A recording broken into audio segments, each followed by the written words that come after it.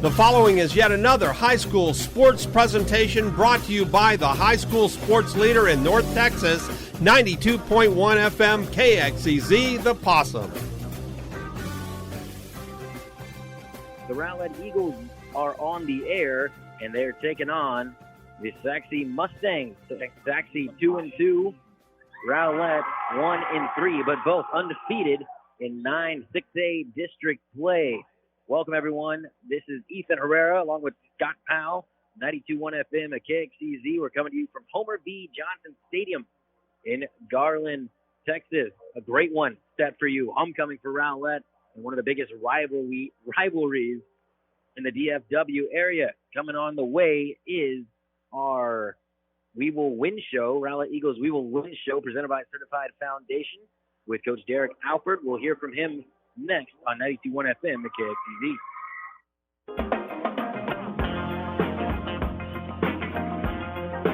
This is the Rowlett Eagles We Will Win show presented by Certified Foundation as part of our countdown to kickoff back on 92.1 FM at KXEZ, here with the head coach of the Rowlett Eagles, Coach Derek Alford. And Coach, last week an explosion of offense and a brick wall on defense. Now I know South Garland isn't exactly the strongest team in Texas, but still a 50-0 win isn't something to brush over. So what clicked out there?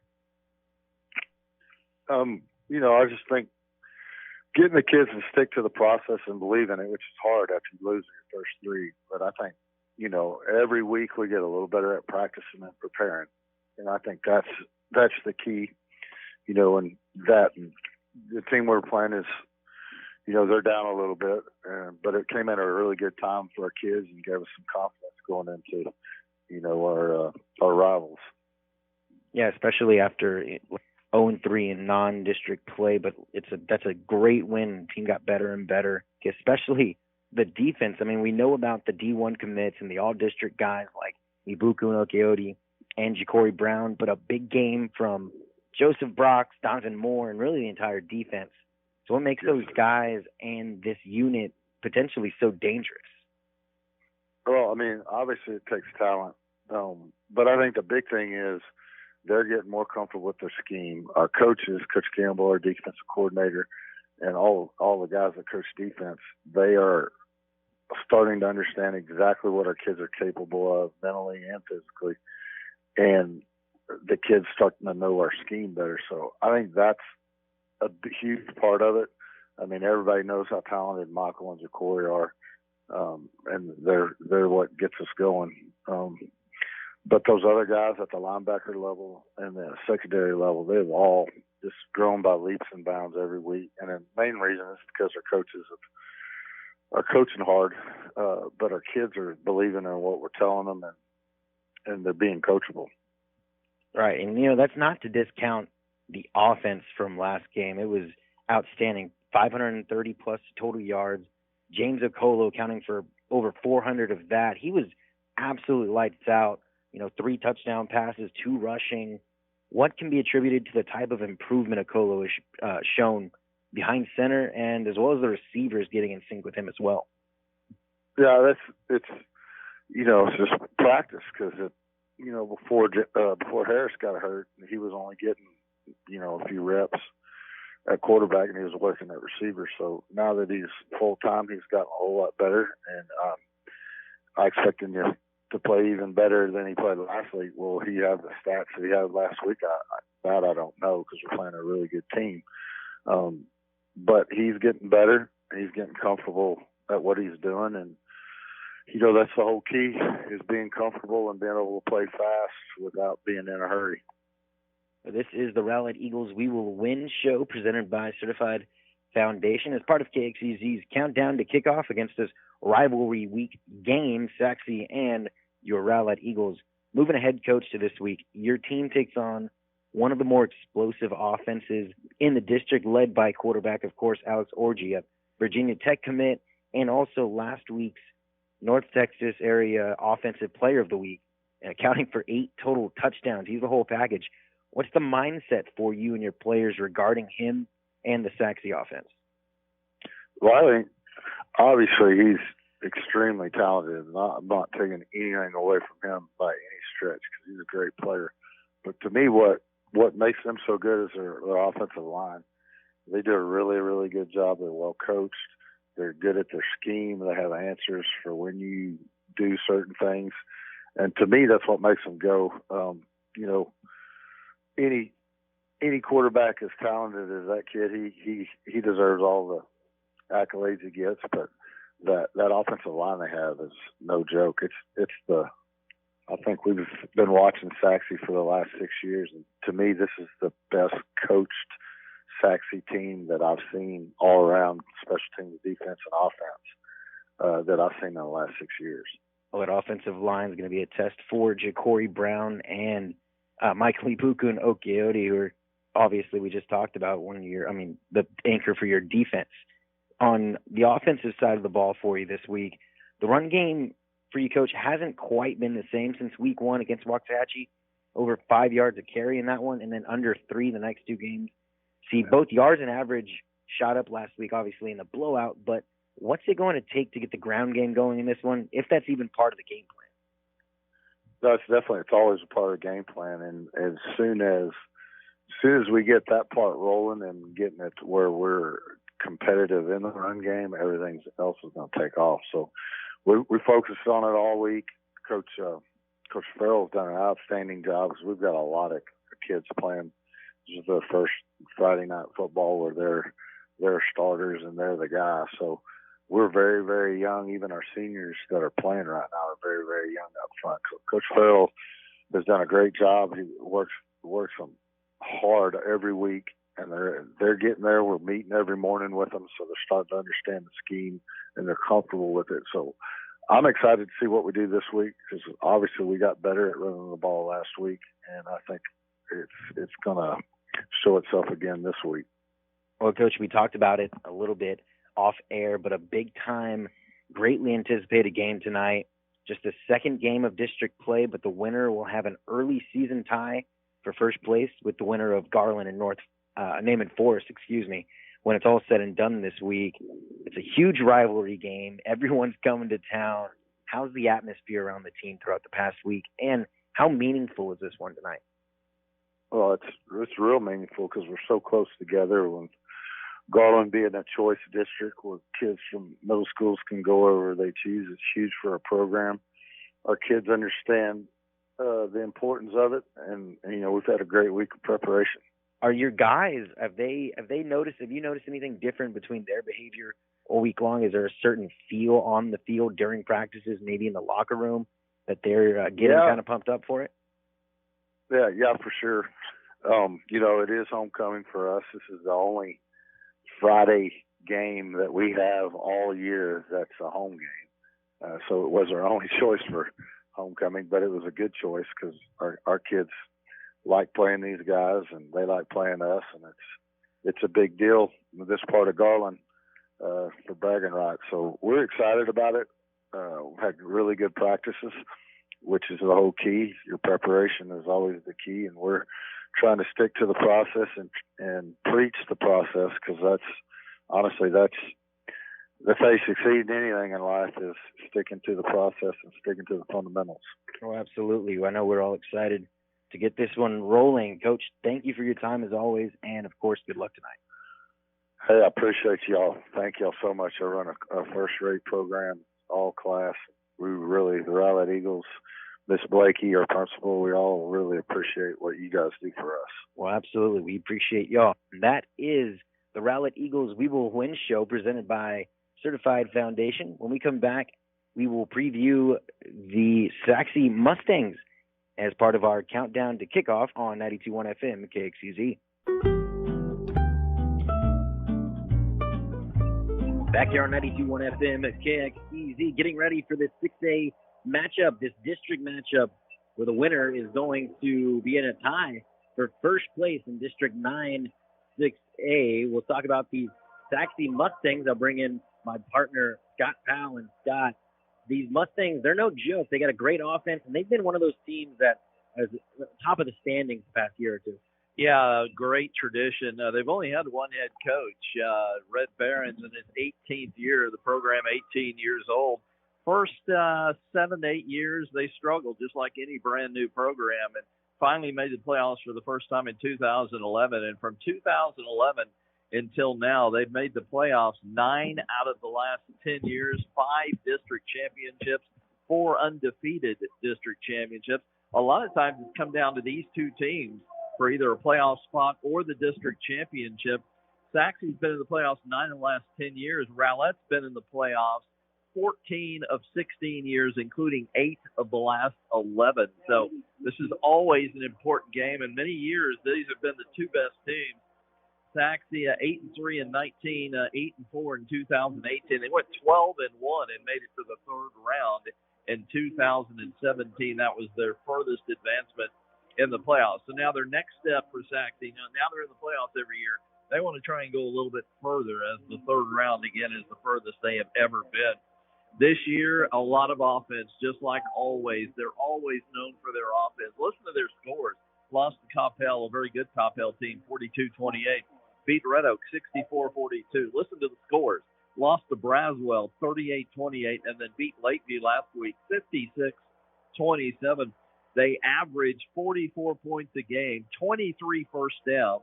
Listen to the balance. They always have great balance. 290 a game on the ground, 7.8 a carry, 230 through the air.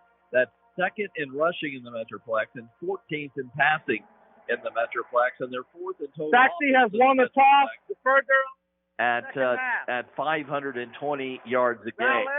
They're led by their quarterback, Alex Orgy. He is seventh in the Metroplex in passing. He's a 53% passer, 920 yards, 16.4, 13 touchdowns, and 4 interceptions. He's also the team's leading rusher and the 14th leading rusher in the Metroplex as a quarterback. 463 yards, 115 a game, 9.6 a carry. He's got 9 touchdowns rushing, and they're not all 1-yard runs. The running game otherwise, Luke Kiefer is the top running back right behind Orgy, 416 yards, 138 a game, 8.5 and 3 touchdowns.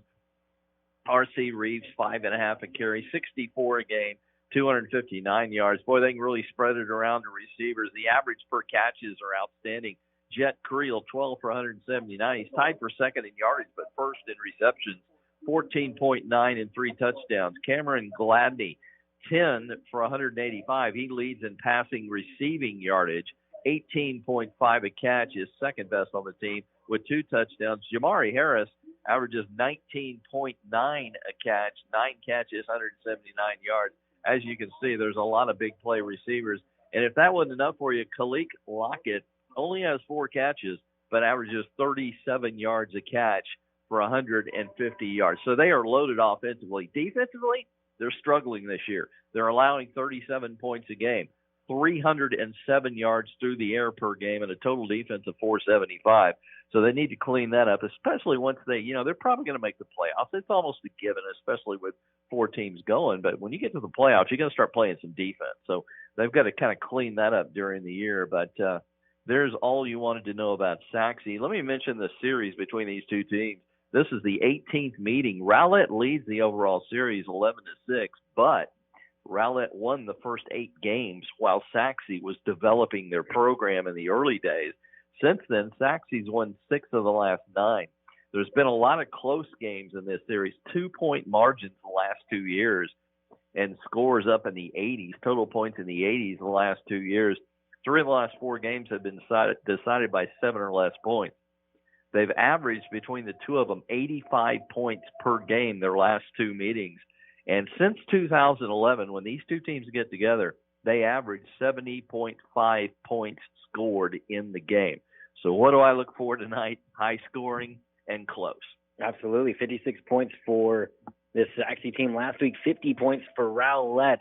It's going to be a high-scoring game like Scott talked about, and we are pumped for it. We'll get more on Rowlett and kickoff here from Homer B. Johnson Stadium when we come back on 92.1 FM, KXEZ. 92.1 FM at KXEZ. The teams are taking the field and getting ready for rivalry week here in the Garland District. Not this Rowlett team. They started off 0-3, and they were a bit, a little skittish. They had a quarterback that went down, but last week came up. The offense looked great. This team looks like they're ready to roll. Well, they beat up on South Garland last week for their first win. I look at that as a confidence builder. Yeah, South Garland's not very good. They're going to finish last. They're not going to make the playoffs, very probably. But for Rowlett, they were reeling. They were 0-3 and struggling. So I see it as a huge confidence builder, and they dominated South Garland. 505 yards, and they only gave up 147, 18-7 in first down. Good balance, 168 on the ground, 337 through the air. The big improvement that I saw was James Okola. You know, regardless of who your opposition is, when you have the kind of night he had, it doesn't really matter who you're playing. 19-29, 65% passing, 337 yards, and 3 touchdowns. He also rushed for 61 yards. So he is the complete package. Total offense last week, 438 yards, and he accounted for 5 touchdowns. The receivers, though, you know, he's got really good receivers, and they showed it last week. Corey Kirkland, 7 catches, 154 yards, 22 a catch and 2 touchdowns. Ernest Thomas, 5 for 123, 24.6 and 1 touchdown. So, again, good confidence builder. I think this could be their coming out party tonight. They need to at least play well against Sachse and hopefully beat them, and not just have a confidence builder tonight, show that they have a pretty good football team, which I think they do. Well, I talked to Coach Derek Alford about James Okola and the kind of maturity that he's really grown into and the type of confidence he's really had over the past 3 games, especially when Harris Boyd went down. He was kind of thrown into the mix. He said just practice. Just practice. That's all that made him feel more comfortable. And he's getting reps to the second string. Now he's getting, obviously, running with the first team. He's doing a heck of a job out there as last week with Evans.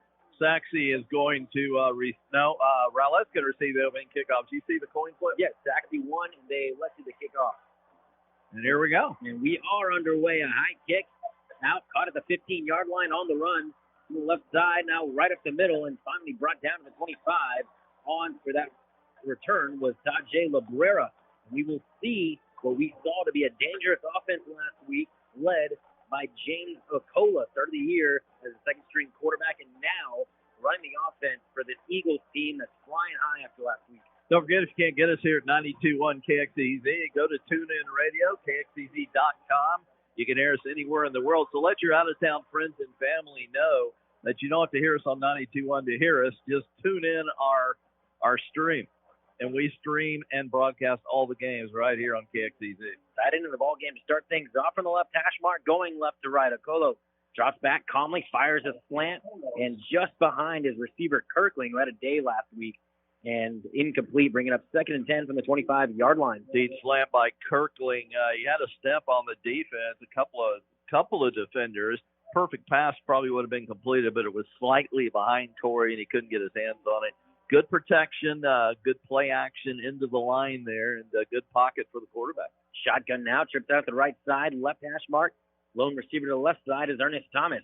Hand off to Colton Yarborough, fights his way off the left tackle, gains half a yard. That's one thing that we'll be liking. I mean, we would love to see Colton Yarborough getting going. He had a fantastic first week against Waxahachie, and then really quiet the next 3 weeks, has not been able to get anything going. Yeah, they did rush for 168 yards, 6.7 a carry last week, so they're getting better, kind of like Okola as a quarterback the last 3 weeks. 39 from the 26-yard line.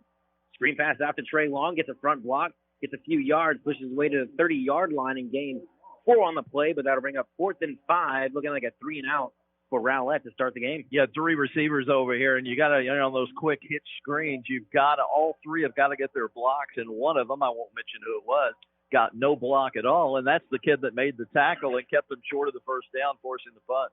So that'll bring out the outstanding kicker. We raved about him last week, Jacob Martin, to do the punting. He's also the place kicker and field goal kicker for Rowlett.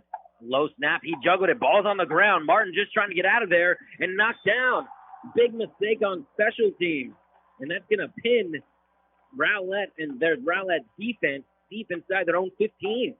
Yeah, low snap, as you said. Martin never had a chance, and they've had some problems with snaps and special teams. They cleaned it up the last couple of weeks, but those are the kind of problems they had early in the year when they were struggling. And, boy, what a short field here for Sachse. Sachse definitely wants to get 7 out of this. Just a minute 17 off the clock, nothing to nothing, but already in the 16-yard line, for Sachse, and the outstanding three-star quarterback Alex Orgy in the shotgun. Has a man in motion left to right, trips to the right side, snap to Orgy, hands it up the middle, and a gain of about 3 on the play. Make it 4. Good run right there by the senior Luke Kiefer. Orgy, an outstanding, and I mean outstanding quarterback, a Virginia Tech commit, was the offensive player of the week in the Dallas area last week, according to Dallas Morning News. Trips to the right side, 2nd and 7.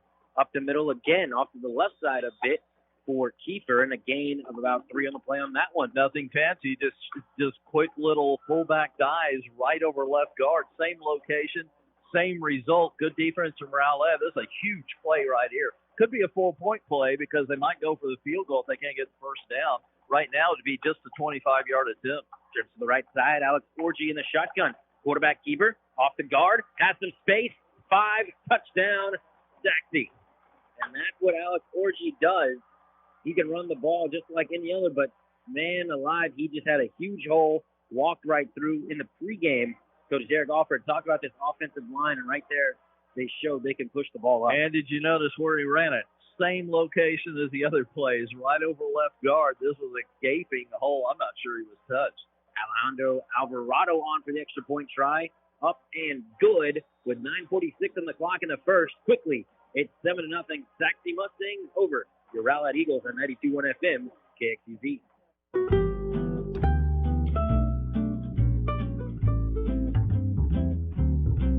Our title sponsors tonight, Raising Cane's Certified Foundation, C3 Church, Trophy Nissan, Belfiore Spa and Salon, North Texas Appliance, Shelley Dietrich State Farm, Soneda's Mexican Kitchen. There's strength in numbers. Join the Rowlett Chamber of Commerce today. Colton Yarborough back to receive for the Rowlett Eagles, but it's a sky kick out to the 30-yard line, and it's in and out of the hands of one of the Rowlett Eagles.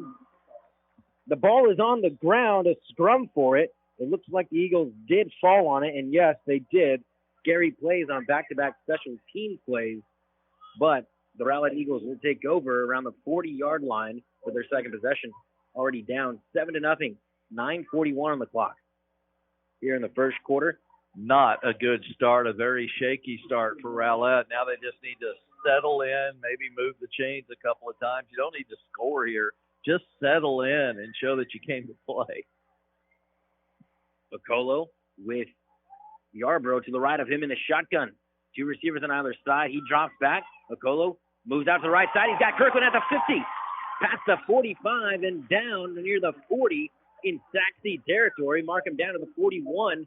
Nice play. Very calm-like from Bacolo. Drifted a step or two to his right and fired a strike to Kirkland on the slant. That's a great description. Very calm compared to the first couple of weeks when he had to take over all of a sudden for the injured starter. And yeah, very smooth. The line is giving him a ton of time, though. That's one of the keys. Handoff up the middle for Yarborough, who dances around a bit past the 40-yard line. And a gain of about 3 on the play to the 38-yard line. Inside Sachse territory, bringing up second down. Yeah, he danced around trying to find the right. He did a little window shopping, you might say, and he chose left guard. And not bad on first down, but you could use a little bit more than 3. 2 receivers on either side of the formation, right in the middle of the field. Man in motion, Yarborough to the right side. Acola drops back, quick up the seam, caught at the 27-yard line, and drawn forward, fall forward to the 23 was Trey Long. Yeah, everything so far on these passes have been short and quick. And as you said, up the seam toward the middle of the field. And, boy, they've been open for the most part. It looks like a zone defense from Sachse, and they're having trouble picking them up. Now an extra man on the field trying to get off in time. And a timeout's going to be called because there were too many men on the field for Rowlett and didn't want to get that penalty. Good call from Coach Alford. You'll see the friendly folks at North Texas Appliance in Rockwall. They're at 1535 East I-30. That's the South Service Road, about a mile from the football stadium, not far from where Ethan Herrera resides. Go by or call 972-771-0393. North Texas Appliance, a longtime sponsor of high school athletics here on KXEZ. And want to mention our secondary sponsors tonight, Lakeview Car Wash, Golden Rule Auto Care, and Rowlett Eagle Football Booster Club. Teneda's Mexican Kitchen, perfect place for some of the best Mexican cuisine in Rowlett. Go in, or on Taco Tuesdays, the tacos are just 99 cents, or any day there's happy hour 4 to 7. They're located at 6501 Down Rock Road in Rowlett. Check out Teneda's Mexican Kitchen. Coming out of the timeout, 7-0 quickly. Sachse over Rowlett, 8:33 in the first quarter. Yarborough motion out to the left side. Acola drops back, but whistles from everywhere come in. Flag on the far side of the field. Everywhere. Prior to the snap, dead ball, false start, offense, number 24, 5-yard penalty, replay first down. As you hear from the referee tonight, Andre List.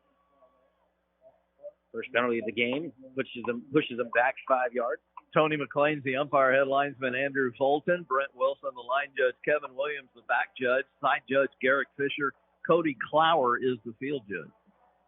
Doubles wide receiver set to the formation. Yarborough again out to the left side. Acolo drops back, throws it in a tight window on the left side, intended for Ernest Thomas, but couldn't hold on. A little thrown behind him a little bit. Yeah. Incomplete, 2nd and 15. When he's missed so far tonight, the passes have been behind. It's that deep slant they tried to hit on the first play, and he threw behind on that one. And, you've got to lead the receiver a little bit. He's just releasing it a little bit early. That, again, great protection. Nobody's getting near him, and that was a little bit of a slow developing play. You had to wait for the receiver to come out of his break, and nobody got near him on the pass rush. Sachse may have to start blitzing if they want to get some pressure. 2nd and 15 from the 27-yard line. Acolo drops back, is in trouble. Goes to the right side, tucks it, makes a move. Can't get past the 25-yard line, although he does gain about 2 on the play. Well, right after I said that the protection's been great, here comes the pressure. They finally at least flushed him out to the right. He did have a chance to look downfield, but it was one quick look, and then he had to get out of trouble and just kind of settled for nothing there. So 3rd and long, 3rd and 13. The penalty pushed him back 5. Kind of stalled this drive out after a couple of nice plays from Acolo in the passing game. Now doubles wide receiver set from the right hash mark. Yarborough to the left of Acolo. Play action. Pocket breaks down. Acolo goes down. It's a big-time defensive lineman, TK Burnley. 6'1", 220, and, he just shot in from his left defensive end. Fought off a block, and Ocola never had a chance. Again, I guess I've jinxed the whole situation here. I mean, those first 5 or 6 plays, nobody got near Ocola in that pocket. And then all of a sudden, the last 2 plays, it's broken down quickly, and James has had no chance to survey the field at all. So what do you do here? It's too far for a field goal. It'd be 49 yards. Looks like they're going to go for it, even though they need all the way to the 13. Dual halfback set. Coach Alford elects to go for it. Handoff. No, quarterback keeper. Acolo hitting the backfield, somehow gets away from pressure, and then finally gets brought down well behind the line of scrimmage. As it looked like it was a quarterback read option. He kept it and then got blown up in the end. I want to talk a little bit less about what they do well because I believe I've jinxed it. I mean, all of a sudden, Alcola can't buy any time in that pocket. I don't know what Sachse has done differently. It doesn't appear to be much blitzing that they went to, even though I said they should. I think they're getting it the old-fashioned way for the most part. Orgy back out there to lead the offense for the Sachse Mustangs, up 7-0 with 6:50 to go in the first. He drops back, fires toward the middle of the field, puts it up and caught at the 20-yard line. Caught by Jamari Hart, and he's going to walk it into the end zone. One play, one touchdown. My goodness. Alex Orgy floated that ball up there. There were 2 men on Hart, Jamari Hart, and he ran away from him, had some separation, and an easy touchdown for the Mustangs. Yeah, he beat double coverage on the deep post down the middle, and, it was not a perfect pass. He underthrew it enough to where Hart had to stop momentarily and wait for the ball, but he had such good distance between him and the defenders, it didn't break down the play at all. Alvarado on for the extra point try. It's up and good, and it's 14-0 on homecoming night for Rowlett. Sachse lead, 6:41 in the first quarter on 92.1 FM, KXEZ.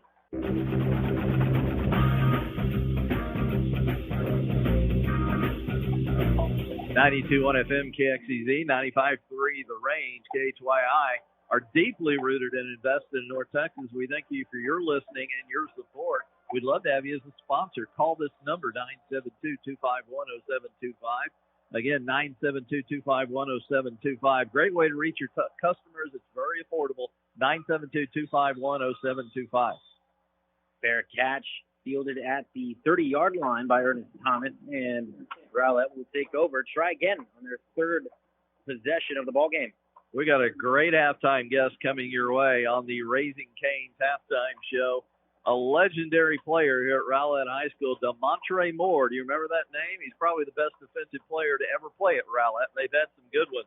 He went on to be a consensus All-American, first-team All-SEC defensive end at Texas A&M, and then he has played in the pros for most of the last 9 years and still playing. So we're going to talk to Damontre Moore most of the halftime, so we look forward to that. James Acolo back out there behind center, takes the snap, fires to the right side. He's got Trey Long at the 35-yard line, but then quickly wrapped up. They're going to give him forward progress to the 35, 4-yard gain, 2nd and 6. 6:29 on the clock, 14-0. The Mustangs from Sachse have absolutely scorched the defense so far. So Rowlett running maybe four plays, and now they have 2 touchdowns. Well, remember, a fumble, a bad snap and punt formation gave them the 16 of Rowlett. So you can't blame the defense for all of it. Right. And then on the very first play of the next series, a 63-yard touchdown pass.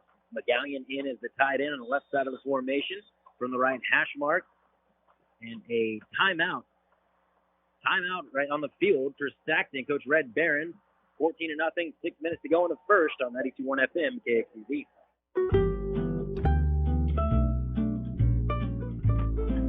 92.1 KXEZ is your Metroplex home for Texas A&M football and men's basketball. Aggies come to North Texas on Saturday to take on the Arkansas Razorbacks. Kickoff 2:30. Our pregame at 1:30 right here on 92.1. Piccolo drops back, has some time, has some open space, stop, sets his feet, fires across the middle, and incomplete. He had a couple of receivers in the area, and one of those receivers went down. Corey Kirkland was there, and I think that might be Ernest Thomas. It is Ernest Thomas. And he is down, writhing in pain at around the 16-yard line. He's holding the back of his left thigh. Hopefully it's just a pull, but he is rolling around in pain. You know, you said 2 receivers in the area. That's true. Unfortunately, they also brought 3 defenders. A good pass still might have completed it to the closest receiver, who was Kirkling, and the ball was underthrown a little bit. Neither one of them could get it. Really also kept the defenders from getting it. 3 defenders and 2 receivers.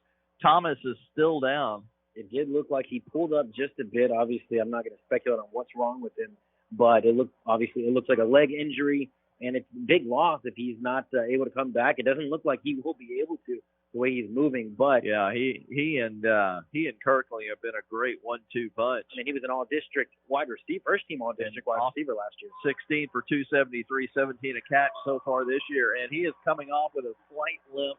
Looks like something he can probably walk off. I expect he'll come back soon. Well, from what we're seeing down here. 5:51 on the clock in the first, already 14-0. The Sachse Mustangs over the Rowlett Eagles on homecoming for these Rowlett Eagles. And go ahead. Coach Alford said that he was this is the only Friday home game they have, so it fell on homecoming for him. Another third down. They're 0 for 2 so far. That's why they can't sustain anything. 3rd and 6 on the 35-yard line. Acolo drops back, is in trouble, moves out to the right side, and brought down from behind once again by TK Burnley. Second sack of the game for Burnley, and that brings up a 4th and long for the Rowlett Eagles. Left offensive tackle did a pretty good job with him initially. Burnley is a great pass rusher, obviously. He got to the outside of the block, and finally, you know, if you don't first succeed, try again. He just kept going. Ocola kept rolling, and he ran him down from behind after being held off initially. Jacob Martin back to do the punting for Rowlett. The deep man for the Mustangs is Jet Creel. This one gets away. End over end punt it down to the 45-yard line. Takes a nice roll, and it was going to roll some more, but picked up at around the 37-yard line, and that's where Alex Orgy and the Sachse Mustangs will take over. But only a 29-yard punt, but it was so poor that it was unreturnable. And thank goodness for a good snap there. That was a perfect snap out of punt formation, unlike the first series. 5:03 on the clock in the first, 14-0. Haven't really got a chance to talk about Alex Orgy, the outstanding quarterback for Sachse, because they've scored pretty quickly but he is a Virginia Tech commit. He had 5 touchdown passes and 3 rushing last week against Lakeview Centennial.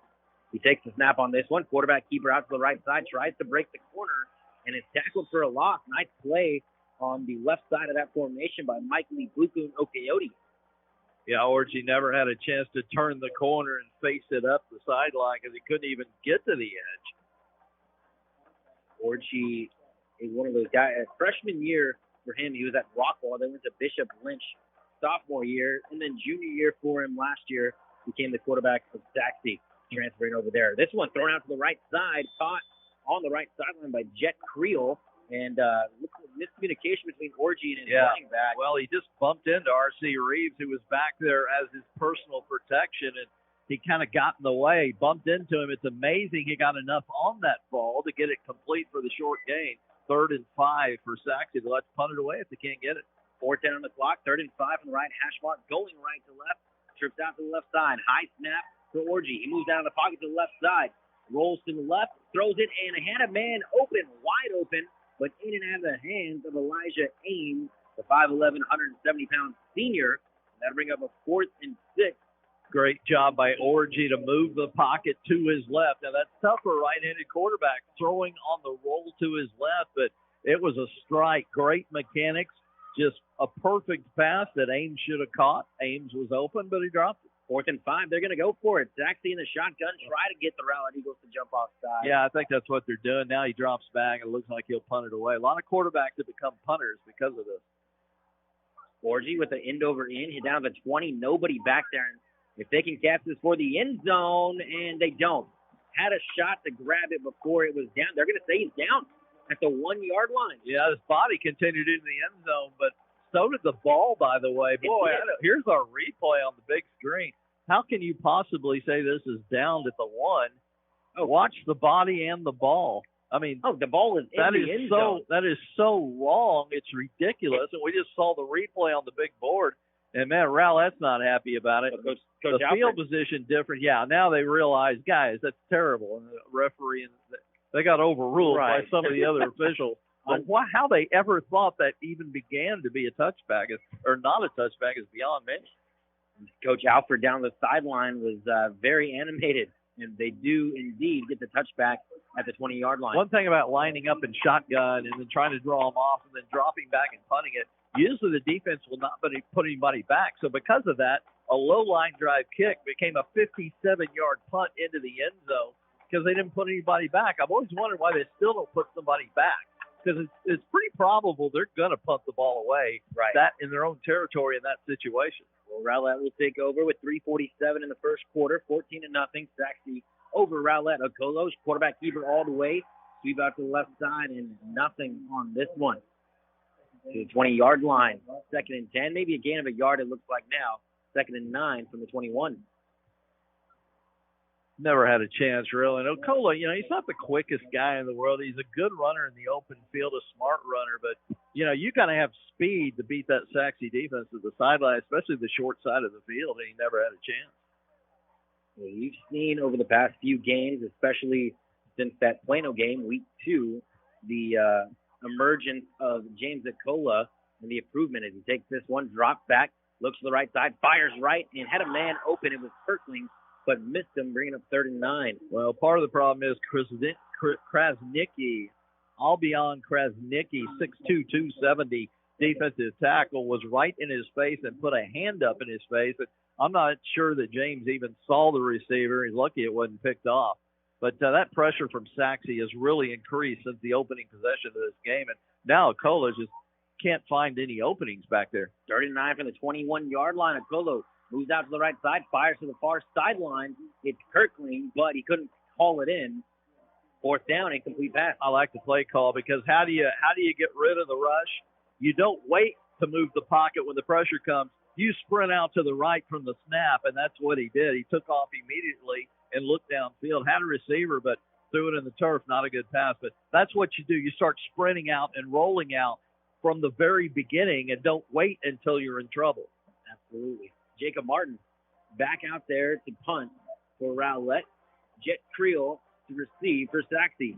Good snap, good punt, high punt. Nose up. That's a beauty. Hits down at the 43 and drops back, goes back to the 30 and kicked out of bounds. And that's going to be a flag. I'm not sure who that was for Rowlett. It's a big kid. Ja'Cory Brown came out of nowhere, who is one of the stars for his defense, and kicked the ball before it got any further around the 30-yard line. They threw the penalty flag, and I think they're going to start even deeper in Rowlett territory than they wanted. Our Eagles sponsors tonight are Advantage Storage, Whataburger, Ultimate Driving School, Chiloso's Mexican Bistro, Super Shack Seafood Grill, Sign Guy, DFW, First Baptist Church of Rowlett, Jason's Deli, Jersey Mike Subs, Musgrove. Illegal kick by Rowlett. 15 yards, first down. Rowlett Food, Richardson Methodist Medical Center, thanks to our Eagles sponsors. Yeah, so second time tonight, Sachse has started really deep in Rowlett territory, already up 14-0. Right, you give this offense field possession like that, and they are going to make you pay. No, they're going to move it back 5. They marked off 20 instead of 15. Only a 14-yard punt, by the way. Sometimes when you hit a nose-up spiral, when that ball hits, it will tend to go backwards. That's why you don't see a lot of nose-ups. I was not a punter, but I've seen enough football. I knew that was going to be your next question. That's why I wanted to answer it. You took it right out of my mouth. 2:47 in the first quarter, 14-0. Sachse over Rowlett. Alex Orgy, the quarterback, back in the game. Hands it off up the middle to the right side. He's got open space. 10-5, fighting for the goal line. And touchdown, Luke Kiefer. Sachse with another 6 points. And another one play, one score for Sachse. Can you call it a drive when you go 63 in one play, and here you go 15 in one play? I call it a short march. I don't know. You can't call it either one, really. Nothing. I mean, you just call it. You call it. Alvarado on for the extra point try. It's blocked. In there was Michael Ibuku no Coyote, is picked up, and there's a huge hit. So no extra point. Although 20-0, 2:40 on the clock in the first quarter. Sachse over Rowlett on 92.1 FM at KXEZ.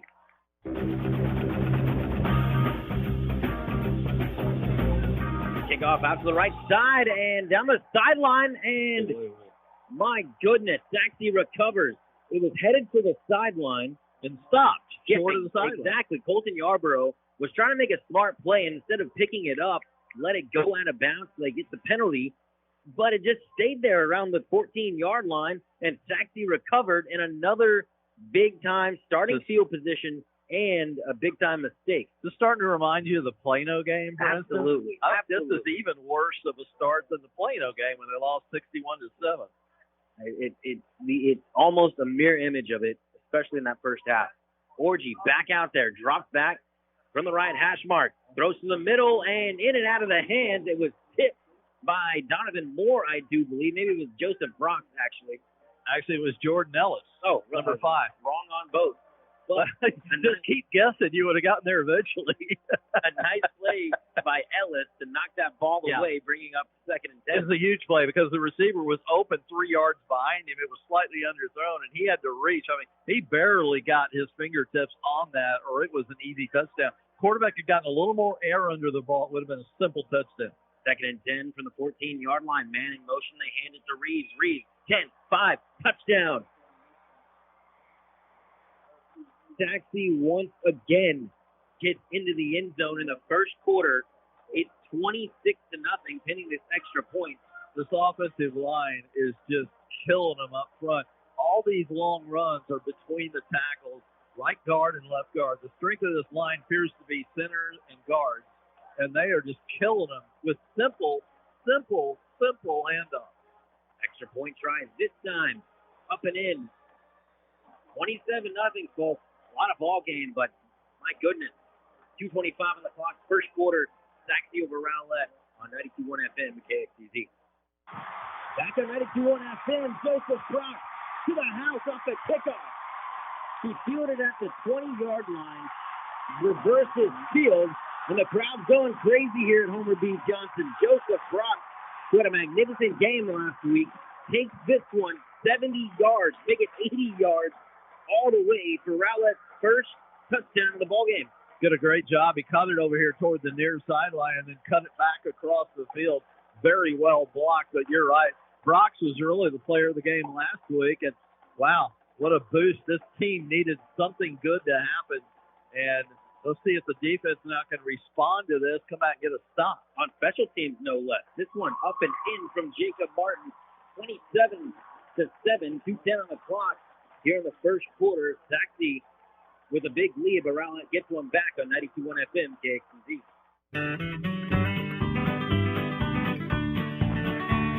Don't forget, if you can't get us at 92.1 KXEZ, you can get us our streams at TuneIn Radio and KXEZ.com. So if you got out-of-town friends and family, people you know that can't get our live broadcast, they can get our live stream at those two places. We have all the Rowlett games at 92.1 and TuneIn Radio and KXEZ.com each week. We are your home for Rowlett High School football. Don't forget, our next game will be next Thursday night, 6 days from now. It'll be a short week. And we'll play host to Wylie right back here at Homer B. A 7 o'clock kick and a 6:45 pregame. Guy kick out to the 45-yard line, but flag comes flying in before the kickoff. 2:10 on the clock in the first quarter. Hard to believe we're still Delay in of game. the first quarter. Kicking team. Prior to being put in play. 5 yards, re-kick. They took off before the referee gave him signal. I thought they had taken care of all these special teams problems that came up the first couple of weeks, and they're coming back to hurt them tonight. Absolutely. 2:10 on the clock. 20-point lead for Sachse. And Scott, you mentioned it, off air on a break. They don't have many yards at all. I mean, they scored quickly. And they've had great field possession. Just 4 first downs, 104 yards of total offense, just 35 yards rushing. The couple of 2 or 3 touchdown runs have been from short distance because of poor special teams on Rowlett. Look at this. And another flag's going to come out. My goodness.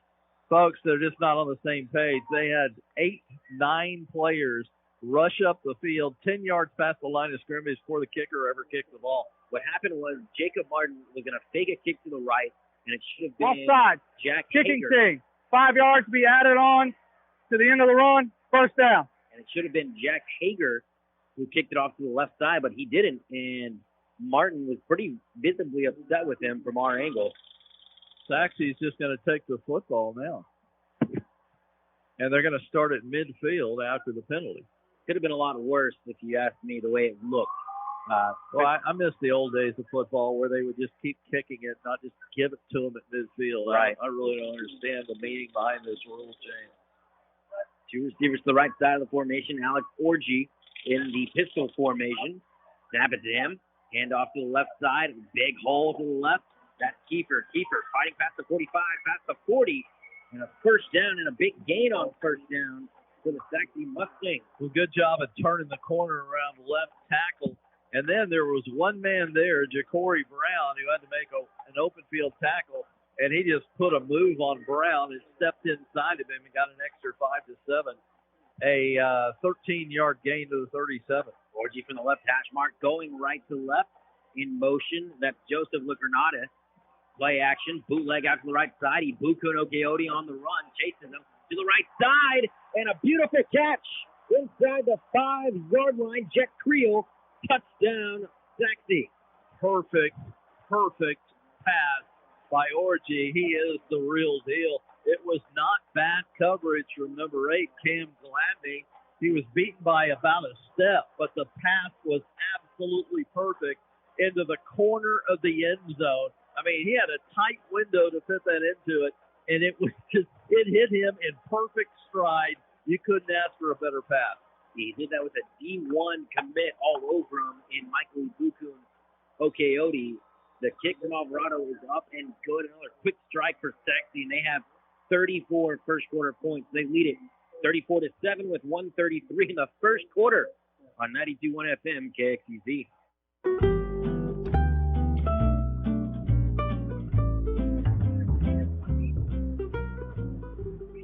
.1 FM KXEZ, 34-7, 1:33 in the first. Don't forget our Raising Cane's halftime show guest, Damontre Moore. That hopefully rings a bell. defensive end here at Rowlett, made high school All-American, went on to make consensus All-American and all first-team SEC as a defensive end at Texas A&M, a third-round draft pick in the pros. He is going to be our halftime guest, so stay tuned for that. Caught at the 22-yard line by Colton Yarbrough on the ensuing kickoff past the 30-yard line and barrels his way ahead to the 35 with 1:25 in the first quarter. So much for the momentum we hope to Rowlett gain from that 80-yard kickoff return by Brock. Well, that offensive line for Sachse has been unstoppable so far, and even Coach Alford talked about it, that is the reason why they're so good offensively, from left tackle to right tackle. Caden Parr, Josh Trammell, Connor Clearfield, Robert Cedeno, and Zach Moore, all around 6 foot and 2 6'4" players out there on the offensive line. Longest offensive possession for Sachse has been 3 plays. I'll tell you what their scoring drives have been here in just a moment. Quarterback keeper for Okolo off to the right side, tries to get outside and does. 35-40, stays in bounds past the midfield mark inside Sachse territory. Big time run on first down for James Okolo. Great stiff arm by James, or he would have been tackled near the line of scrimmage. Look at the stiff arm he puts on the left defensive end, Emeke Ofoli, and that's what got him around the corner, because the rest of the line did a great job of sealing their blocks in. And they're bringing it back to the 49, but it'll be a first down, 1st and 10. They're saying he stepped out of bounds, tripped out to the left side. Okolo in the shotgun. Devontae Crow in the ball game to the left of him. Okolo rushed out of the pocket, directs traffic, tosses this one past the 45 to the 42, and caught.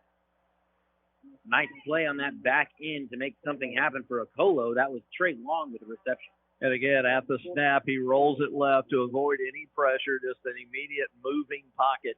Wanted to hit his wide receiver on the far sideline, was not open, so he found the second man. He checked it down and just dumped it off, kind of a possession pass for 7 to the 43. Gradnar will be the lone receiver to the left side, filling in for the injured Ernest Thomas, who we saw go out with apparent leg injury. To the right side, the ball is snapped right past the head of Okolo, who's just going to fall on it, and another miscommunication play pushes the Eagles back about 20 yards. Oh my goodness. 25 yards lost on the play. I mean, it's very sloppy by the Rowlett Eagles. We're still in the first quarter, 15 seconds and counting, and they're down by 34-7. Looks like they might just eat this one and head to the second quarter. I didn't think I'd ever say this the rest of the season, but this is worse than Plano, I think. Look, it's absolutely 34-0. That was the final play of the first quarter. Mercifully, the buzzer starts, but we'll see how the second quarter fares for your Rowlett Eagles. 34-7, 92.1 FM, KXEZ.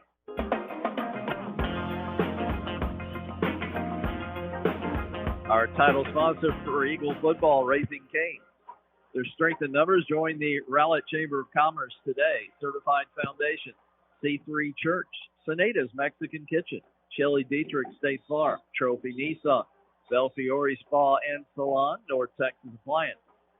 Thanks to those title sponsors. Don't forget North Texas Appliance in Rockwall, longtime sponsor. Got my washer and dryer, my refrigerator freezer from them, and I encourage you to do the same. It was a great experience, friendly expertise, friendly delivery and installation. Get your appliances like I did at North Texas Appliance, Rockwall. First play of the second quarter, Okolo drops back, rolls out to the right side, fires on the run, incomplete, intended for Xander McGallion. Actually, that was the new receiver in for Ernest Thomas, Timmy Gradnaru.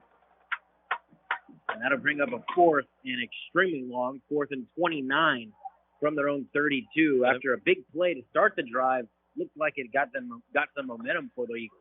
And before Sachse gets the ball back here, listen to these drives. 3 plays, 16 yards, touchdown. 1 play, 63 yards, touchdown.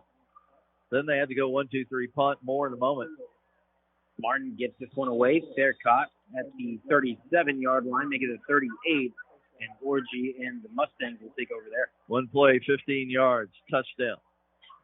2 plays, 14 yards, touchdown.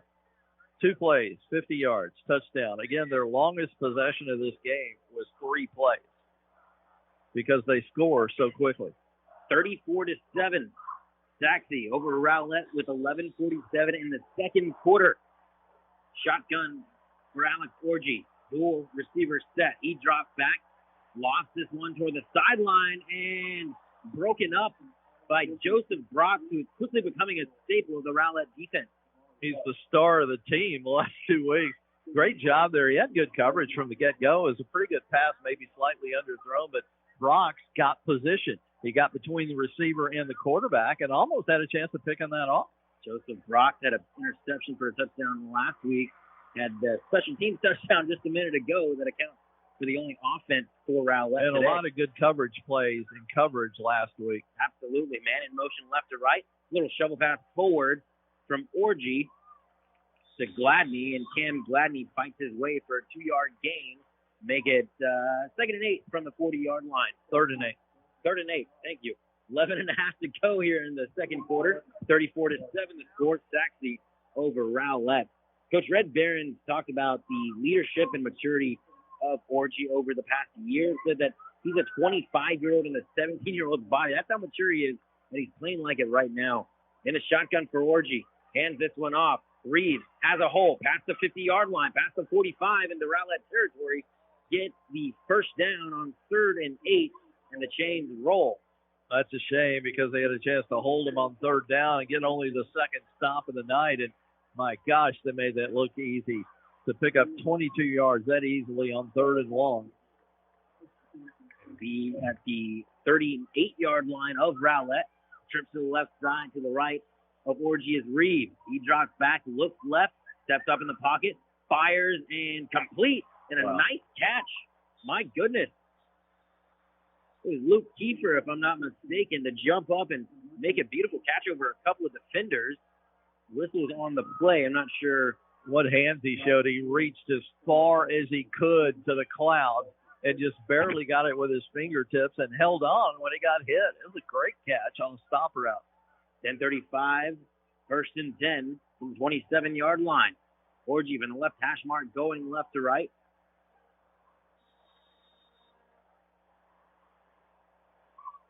Reeves to the left of him, R.C. Reeves. He drops back. Here comes the rush. Screen pass to the right side and blown up right away. And who else? Joseph Brock coming in to make that tackle. I may be mistaken, actually, on that play. It was Jaden Ellis. For the second time I'm mistaking somebody else for Jaden Ellis, making a beautiful play to stop him at the line of scrimmage. 2nd and 10 from the 27. 2 minutes off the clock here in the second quarter. Two receivers on either side of the formation. Orgy drops back. Here comes the pressure again. Screen pass out to the left side to Reeves. And Reeves with a nice gain close to the first down mark. He's a couple of yards short throw, and a flag comes out. Probably looking like the area in the area of late hit. Yeah, sometimes when the flag is thrown gives you your indication. According to the replay, it didn't look like there was any late hit. See what referee List has to say. Well, he's going to take his time, I can tell you that. Dead ball. Doesn't look good. Personal foul. Just what we suspected. That pushes Sachse even closer. And a first down. 34-7, 9:50 here in the second quarter. Sachse has just come out firing on all cylinders. Had some help. Absolutely. That's great field position to start off a lot of drives so far. Orgy in the shotgun, hands it to Kiefer. Kiefer off the left tackle. Inside the 10, breaks free, and brought down hard past the other side of the 15, and actually a loss of about six on the play. This is now officially the longest offensive possession for Sachse in this game, and they've only run 6 plays. Ball is going to be spotted at the 15-yard line. It'll be 2nd and 14, 9:15 and counting in the second quarter. Alex Orgy leading this offense for Sachse after being the offensive player of the week last week in North Texas. Two receivers on either side. Orgy in the shotgun, man in motion left to right across the field. Orgy has a clean pocket, off to the right side, in and out of the hands of Donovan Moore, but incomplete pass makes it 3rd and 14. Yeah, I guarantee you he never saw Moore, who is about 3/4 of the way to the intended receivers. He had 2 of them over here in the right flank, and Moore's a tall kid, and he reached up and almost picked that off. 3rd and 14 from the 15-yard line. The line to gain is the 2-yard line for Sachse. Play action, up the seam, caught. Inside the 5, fighting for the end zone, and he's got it. Cam Gladney, touchdown Sachse. A play-action pass, wide open in the middle of the field, down the right seam, where Cam Gladney was stopped just short of the goal line, but had a little bit of help and fired himself into the end zone for a touchdown. Alvarado on for the extra point try. There's a snap, good hold, good kick. Up and in, 41-7. Sachse over Rowlett, 8:44 in the second quarter to go on 92.1 FM KXEZ.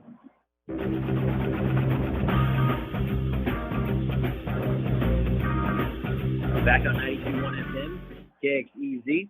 Don't forget about our Raising Cane's halftime show. Damontre Moore, All-American defensive end here at Rowlett, went on to make All-American in college at Texas A&M and is in the pros today. So we're going to talk about life at all 3 levels, and really looking forward to that. You know, let's congratulate Richard McCrone, the head of football operations for Rowlett. He's the one that comes up with these halftime guests. Hey, he knows a big timer in Damontre Moore, and we get to talk to him at halftime. Absolutely. He's, 4 for 4 in halftime interviews now. Great halftime interviews. I'm sure he'll keep it up all season long. Of course, it helps to have a great halftime interviewer. Well, you know, I think those come and go. You know, those come off the line in Michigan all the time. So, prior to the kick, offside. Second Kicking time. team, number 96. No, that's Sachse. Sorry. Rowlett was offside on a kick earlier. So is Rowlett going to take the ball? It looks like they're going to take the football. Which is good. They need the help with the field position. They need the football. Absolutely. They want to give Sachse possession of the football. We'll give them the least possessions possible. I'm going to give you total plays run by Sachse. That'll be probably an amazing stat. That was the first penalty of the game for Sachse, by the way. To Rowlett 5. 8:44 on the clock in the second quarter. 41-7.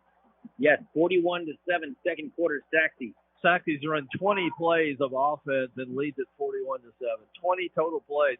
8 of them on the last drive when they went 62 yards in 3 minutes. They showed they have the ability to ground it out as well as the big play scores. My goodness. Trips to the right side. Akolo fires to the right side. At the 35, the ball is caught, and a big scrum trying to push him forward. I think they'll give him to the 36-yard line. Also coming up at halftime toward the end, we'll have the first half stats, maybe some scores from around the area. But right now, first down, Sachse leads 13-3. Total offense, Sachse 224 to 22 yards of total offense for Rowlett. That was Xander McGallion on that catch and run. Trip to the left side this time. Right hash mark for James Akolo. Crow into the ball game. Tip pass out to the right side. It is knocked away. Intended for Corey Kirkland, I do believe. Knocked away by Cortland Lamar of Sachse. It's hard to believe he didn't see Lamar. Lamar was between the receiver and the quarterback. Then he had another man covering the receiver, and he tried to thread the needle, and the needle just wasn't wide enough. 8:06 in the clock. In the second quarter, 41-7 on homecoming night for Rowlett. See if they can get some excitement going in 3rd and 3 for the 37-yard line. Well, Sachse hasn't punted often. Rowlett drops back, fires left, intercepted at the 35-yard line, right to him. Past the 30, past the 25, and out of bounds. A turnover by Sachse. And it looked like they're looking for a name, Keelan Lamar. That's what rivalries are all about. The teammates come over, congratulate him. They celebrate big time over here right in front of the Rowlett student section. These two teams A lot of them know each other. It's easy to say they don't like each other. A lot of them like each other a lot. They just don't want to show it when they play. Absolutely. It's a rivalry game. It's a neighborhood rivalry. Exactly. I got people that go to Sachse and Rowlett that live next to me and across the street from me, all in the same neighborhood. So Sachse will take over. Alex Orgy will come back onto the field, 41-7. I mean, he's the real deal now that we've seen him. 2 receivers to the left, 1 to the right. Option out to the left side. Orgy going to take it and run past the 15. Evades the tackle, evades another one inside the 10. Tried to stiff arm somebody. He goes flying into the side of the stand. Did not look pretty. Takes him a couple of seconds to get up, and now he does. And is walking onto the field. But a 5-yard gain off to the far side of the field. That brings up 2nd and 5 from the 9-yard line. Orgy showed earlier that he can run with the ball, especially in open space. There he showed he's a tough runner. Back here on 92.1 FM, KXEZ. Incomplete pass out to the right side. Makes it 3rd and 5 from the 9-yard line. Orgy looks right once again. Fires, lofting it to the back of the end zone. And incomplete. Sachse crowd wants a flag, but it is incomplete. The intended receiver on the play. Well, do we have an 81 on the roster? We don't have an 81 on the roster. That is a tough fade route when you try and throw it from one hash mark to the other corner of the end zone. And he didn't get nearly enough air under that. Kind of an easy play to defend, forcing a Sachse field goal. Left hash, tough angle for right-footed kicker, but it's only a 27-yard try if they try. Jet Creel, the holder. Alejandro, the kicker. Kick is up. It's got the leg, and it is good. There was no touchdown, but no problem for the Sachse offense. They put up 3, 44-7. 7:14 in the second quarter. They're over around Rowlett on 92.1 FM, KXEZ.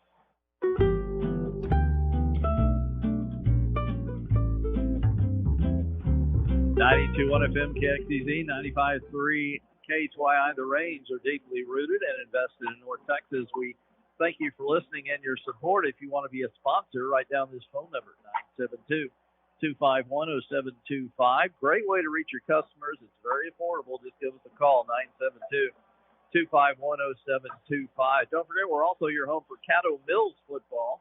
Our next broadcast, we don't do all the games. We do a few of the games. Our next broadcast, October the 8th, when they travel to Sunnyvale. That's a 7:30 kickoff, 7:15 pregame. Caddo Mills.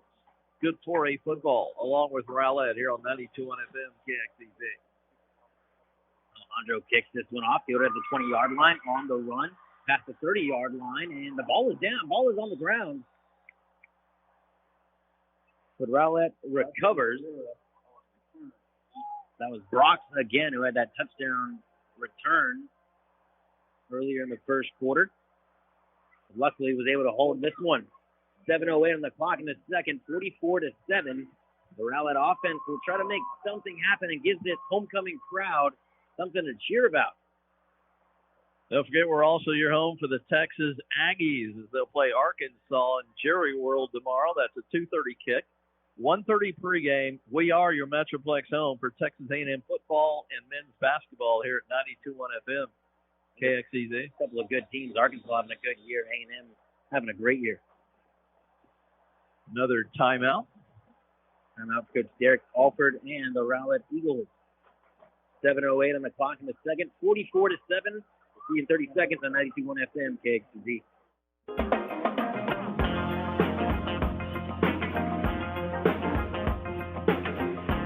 Back on 92.1 FM at KXEZ having the timeout. 7:08 on the clock in the second.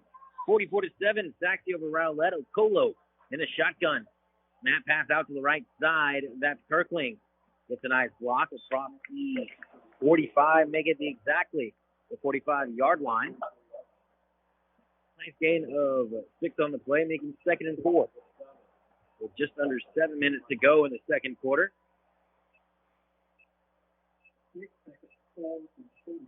The right hash mark going right to left. Rowlett and James Okolo. Another snap pass out to the right side. Kirkling dancing around. Has the first down and out of bounds. A first down for Rowlett. Something we haven't had too often here tonight. It's only their 5th first down. The sad thing is these are the plays that worked for him early in the game when it was a close game. The quick little hit where the quarterback 2 steps and gets rid of the ball immediately. That keeps them from getting a good pass rush. And the receivers have been open. Now it's 44-7. The receivers are really going to be open 5 yards down the field. And Sachse is going to give them even better cushion.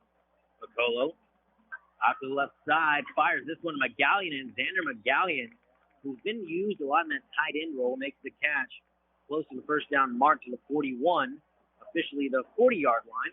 McGallion plays that tight end, plays that slot receiver. We even use as a fullback into the game. He does it a lot. He's like a Swiss Army knife on offense for the Eagles. Under 6 minutes to go here in the first half of play. 44-7. 2nd and 2 from the 40-yard line. Piccolo in the shotgun, trips to the short side, the left side. Yarborough to the left of him. He takes it up the middle, dances around, but gets nowhere. Again, defensive line for Sachse has been outstanding. And that same kid, Burnley, right defensive end, just crashes down unblocked. He's got such good quickness that he hits the ball carrier before he even gets to the line of scrimmage on the handoff. TK Burnley having a great game. A couple of sacks in this one, couple of tackles for losses. Brings up 3rd and 1 from the 40-yard line. 2nd and 1, and they're still fighting for the first down. Shotgun for Piccolo. Quarterback keeper all the way to the left side. Finds a hole past the 40. Past the 35, the 30, down the left sideline, outside the numbers, and pushed out of bounds from behind inside the 10-yard line. Ran down by Leon Williams, but James Piccolo showing his speed. Gets a first down and a big gain for Rowlett. 34 yards. Great job. That's the old-fashioned option down the line. Keep it or pitch it. Didn't really have a pitch man anyway, so it was a straight run. But the key was he showed good quickness when he cut it up right at tackle. Didn't try and string it out. He cut it up and turned on the afterburners and got a great gain. Of course, they blocked it well downfield as well as at the point of attack. Yarborough to the right of Piccolo takes the sweep out to the left side. Gains about 5 on the play, and it's 1st and goal. Make it 2nd and goal, and a flag comes in very late. Looks like it's on Sachse. The official pointed to Sachse after he threw the flag. You know, it's only going to be about a 2.5-yard penalty, but it'll give them a fresh first down closer to the goal line. 2.5 yards closer to the goal line. Rowlett's going to take that right now. Take anything they can get. Andre Liss confirms my suspicions. 1st and goal at just inside the 3. 4:38 on the clock here in the second quarter. 44-7. First and goal from the 3-yard line. Dual halfback set. Kingston Johnson to the right of James Piccolo. To the left is Colton Yarborough.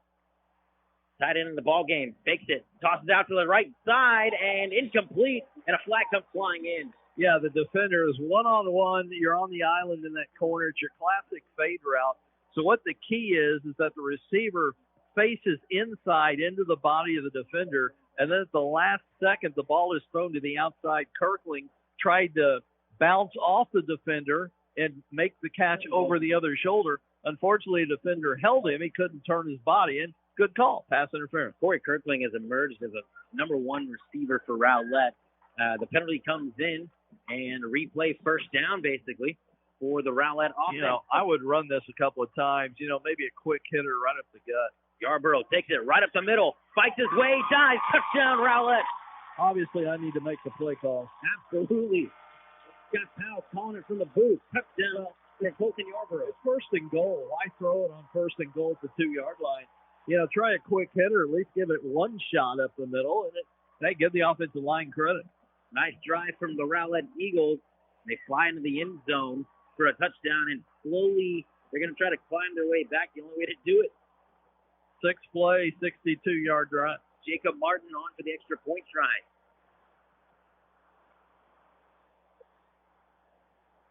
Here's the snap. Low snap, good hold. Kick is up, and it is good. 4:23 on the clock in the second. 44-14. Rowlett puts up some points on the board, but Sachse still leads on 92.1 FM. KXEZ.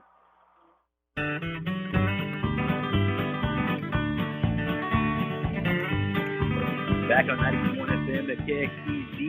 A 2-yard run, make it a 1-yard run for Colton Yarborough to put up another touchdown for Rowlett, their 2nd of the game, although they do trail big time to the Sachse Mustangs, 44-14.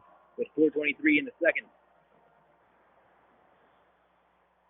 Homecoming night, so that gave the fans something to cheer about. And a nice drive put together. Really 62 yards. Right, and really cultivated by a huge play by James Akulla with his leg. Big gain, 30-plus yards on that one. Rowlett to kick off.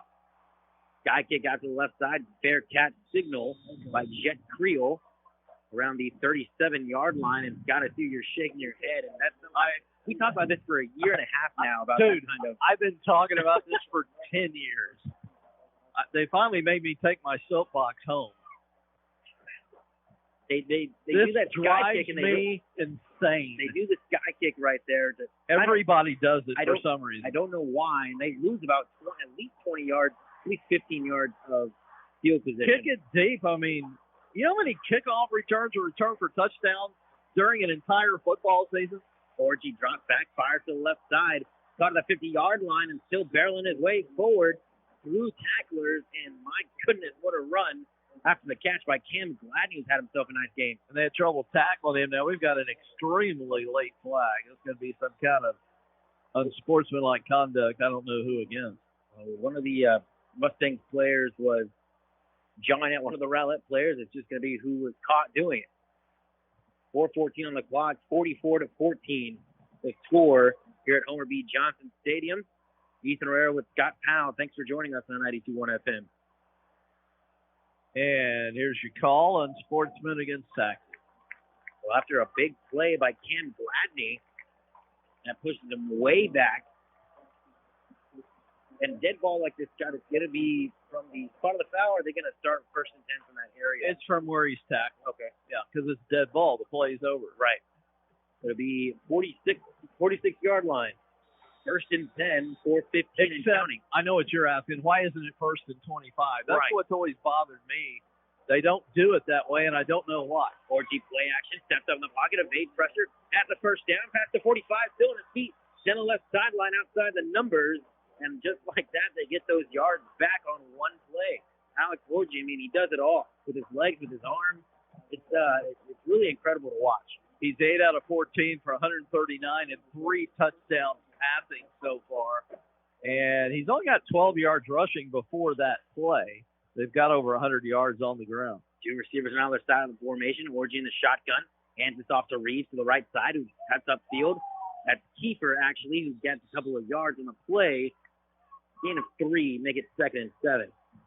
Orgy, I've read about all week long. It's really looking forward to watching him play. He's as clear as advertised. He's Virginia Tech commit, listed as a 3-star quarterback, went to as offers from Michigan, and decided to go to Virginia Tech. He's good size. I mean, he's got it all. 6'2", 6'3", 220. He throws it effortlessly a long way. Right. Speaking of effort, my goodness, Ja'Cory Brown absolutely clobbers Kiefer, who's trying to get some sort of traction, and Ja'Cory Brown, one of the big spots of the defensive line, comes up big. Brown deserved better. They gave him a great forward progress on the play.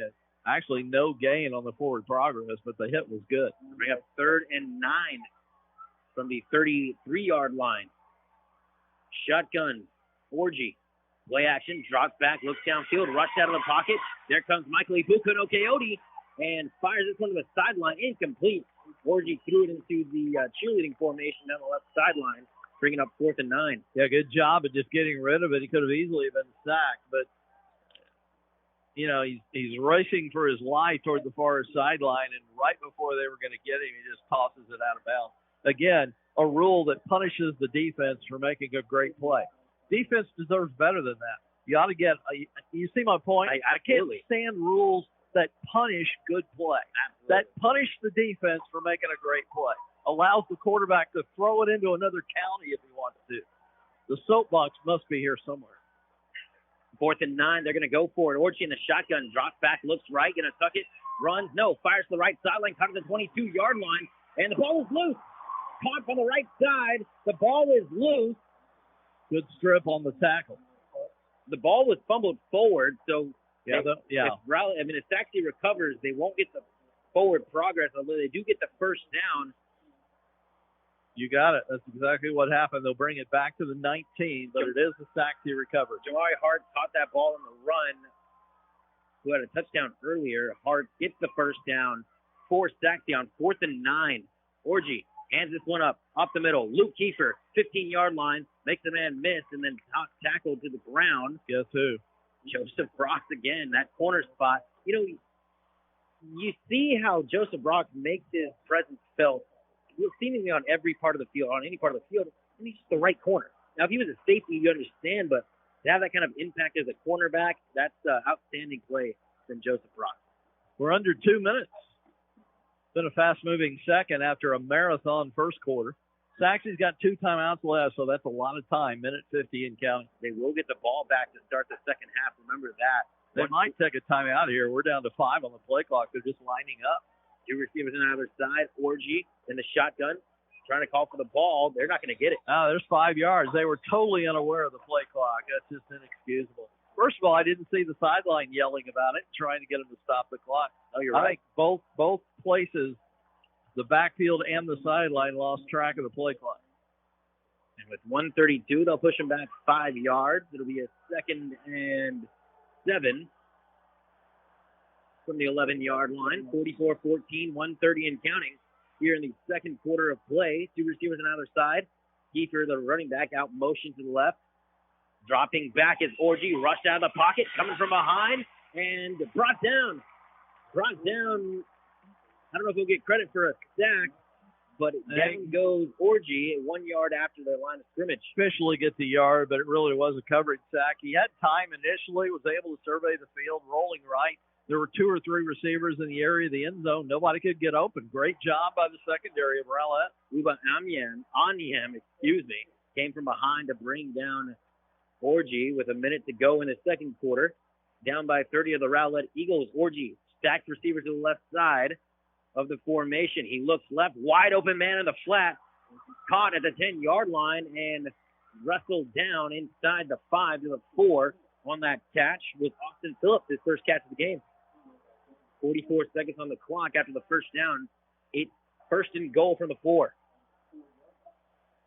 Now they're taking their time. Don't want to leave any time on the clock for Rowlett. Pretty good place for a timeout here on 1st and goal. 30 seconds and counting. They got 2 timeouts. I would have taken a timeout after that long gain.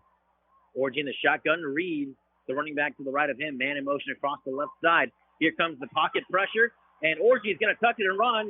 And hurdles a man at the goal line. And into the end zone. Touchdown, Sachse. Orji was going to have some contact right at the goal line, but jumped over, cleared his man. Untouched he goes. Touchdown for the Mustangs. Sanjay Labrera is the one who had the shot at him, and he hurdled over it, as you said. Now he showed the ability to do the high hurdles. He can do it all. With 15 seconds in the second quarter left.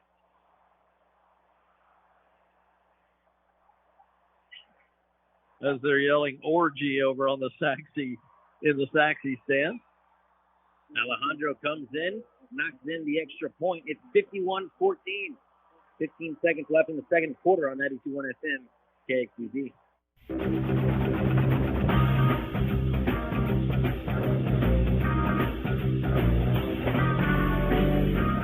Our Eagles sponsors tonight: Advantage Storage, Chick-fil-A, Choloso's Mexican Bistro, Whataburger, Ultimate Driving School, Super Shack Seafood Grill, Sign Guy DFW, Rowlett Food, Richardson Methodist Medical Center, Jason's Deli, First Baptist Church Rowlett, Jersey Mike Subs, and the Musgrove Agency. Thanks to our Eagles sponsors. Kickoff field at the 23-yard line. Dancing around again is Brock. And Brock at the 35 gets taken down. Call it the 36 with 6 seconds to go in the first half of play. 51-14. It's been all Sachse. Again, Damontre Moore, the old outstanding defensive end here at Rowlett, will be our halftime guest. We'll also give you the final stats from the first half and maybe have time to give you some of the scores from around the area. So stay tuned for our Raising Cane's halftime show. Well, Scott, with 6 seconds left, you run a play here. Do you take a knee? Well, you run a play, but you have to run a play. Well, I mean, Anything's a play. Everything counts as a play. I meant, are you going to? I know what you meant. I just had to jump all over you. 51-14. Okolo in a shotgun from the right hash. And there'll be a delay of game right now. Believe it or not. Well, no. Forget what I was going to say. Well, Scott, how many times have we seen a delay of game from this offense the past 4 games? Too many. Yep.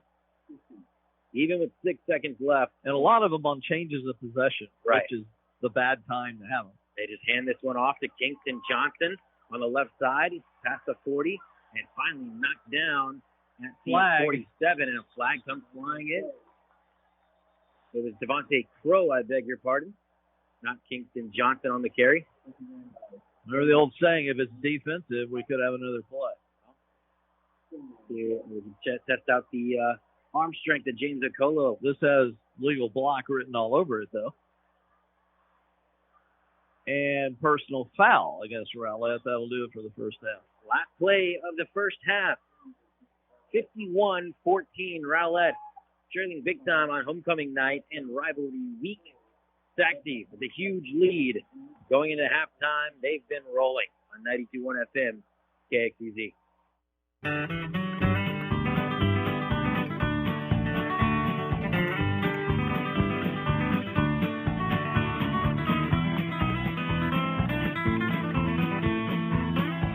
Back on 92.1 FM at KXEZ. Halftime, the Raising Cane's halftime show is about to start. 51-14 the score at halftime. Scott Powell will have our guest here in just a second. We'll take a quick 30-second break and get back out here on 92.1 FM KXEZ.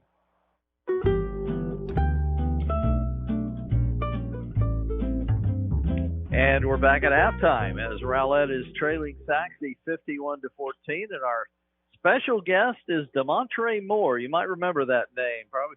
I don't think there's any doubt he's the best defensive player to ever play at Rowlett High School, and went on to, he was a high school All-American defensive end, went on to college at Texas A&M, and we'll talk a little bit about that, where he was a consensus first-team All-American his junior year. He made the All-SEC first team, which is no easy feat to do that.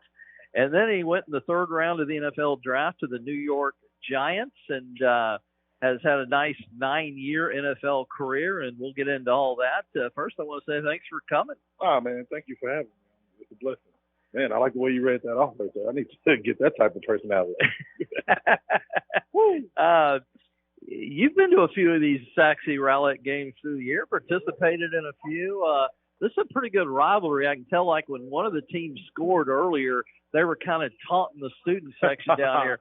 I know that a lot of these people know each other because they all live near each other. I live in Garland, and I got people that go to Sachse and Rowlett all over my neighborhood. So what is this rivalry like? Is it at least friendly, or they try and act like they don't like each other on game night? Man, honestly, I'll compare this rivalry to A&M versus Texas. You know, you go back in, when I was in school, we had Dr. Hammerly that was there. We called it the Hammer Bowl because you had Dr. Hammerly that was at Rowlett and her husband who was at Sachse. So it was the battle of, hey, I got to go home to my house right now. And, you know, please, y'all, can y'all make me a winner? And so luckily I could say during our time frame there, we came out on the winning end of that, but looks like things might have changed. You know, in this series between these two teams, you guys won the first 8, and you were involved in some of those wins for Rowlett. And then Sachse's won like 6 of the last 9. Now, back when you dominated Sachse, they were just starting as a program, so y'all kind of had an edge there. But definitely, it kind of looks like a different Sachse team than from what you remember, doesn't it? Man, it's definitely a different team. Just watching them, how they're playing, you can definitely play. They definitely are fitting the typical stereotype of slow and steady wins the race.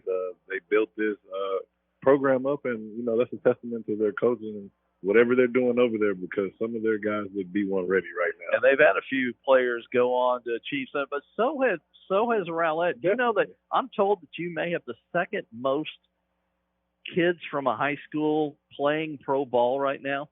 Definitely. You, Marquise Goodwin, Charles O'Menahue, and then there's a deep snapper. I can't think of his name. Zach Wood. Yes. Zach Wood. So you got to be proud of what Rowlett. How many of those guys did you play with, or you were all kind of near each other, weren't you? I'm proud of all those guys. To be honest with you, I played with every single one of them except Charles, but I have a great relationship with him. He's a great guy. He's a great guy, down to earth. We still talk, even though he made some errors in his ways in choosing Texas. I went to A&M, but we still have that Rowlett connection. So actually, when he was coming out for the draft, me and him talked about just about coming out of being ready for that, and then having that background and that connection where we can all talk. And I've actually played.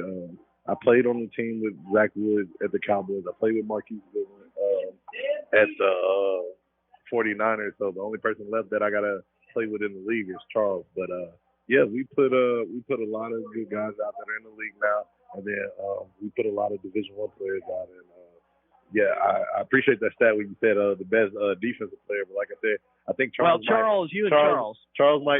have a bone to pick with you on that. And then on top of that, Jared Norton, he was actually a great player that kind of started. That's a good point. The whole thing off for us. But when you look at your college career, which I want to go to next, consensus first team All-American and first All-SEC team, that you might be considered the best based on that alone. Hey, man, it's a testament. And, God willing, I was put in a great situation.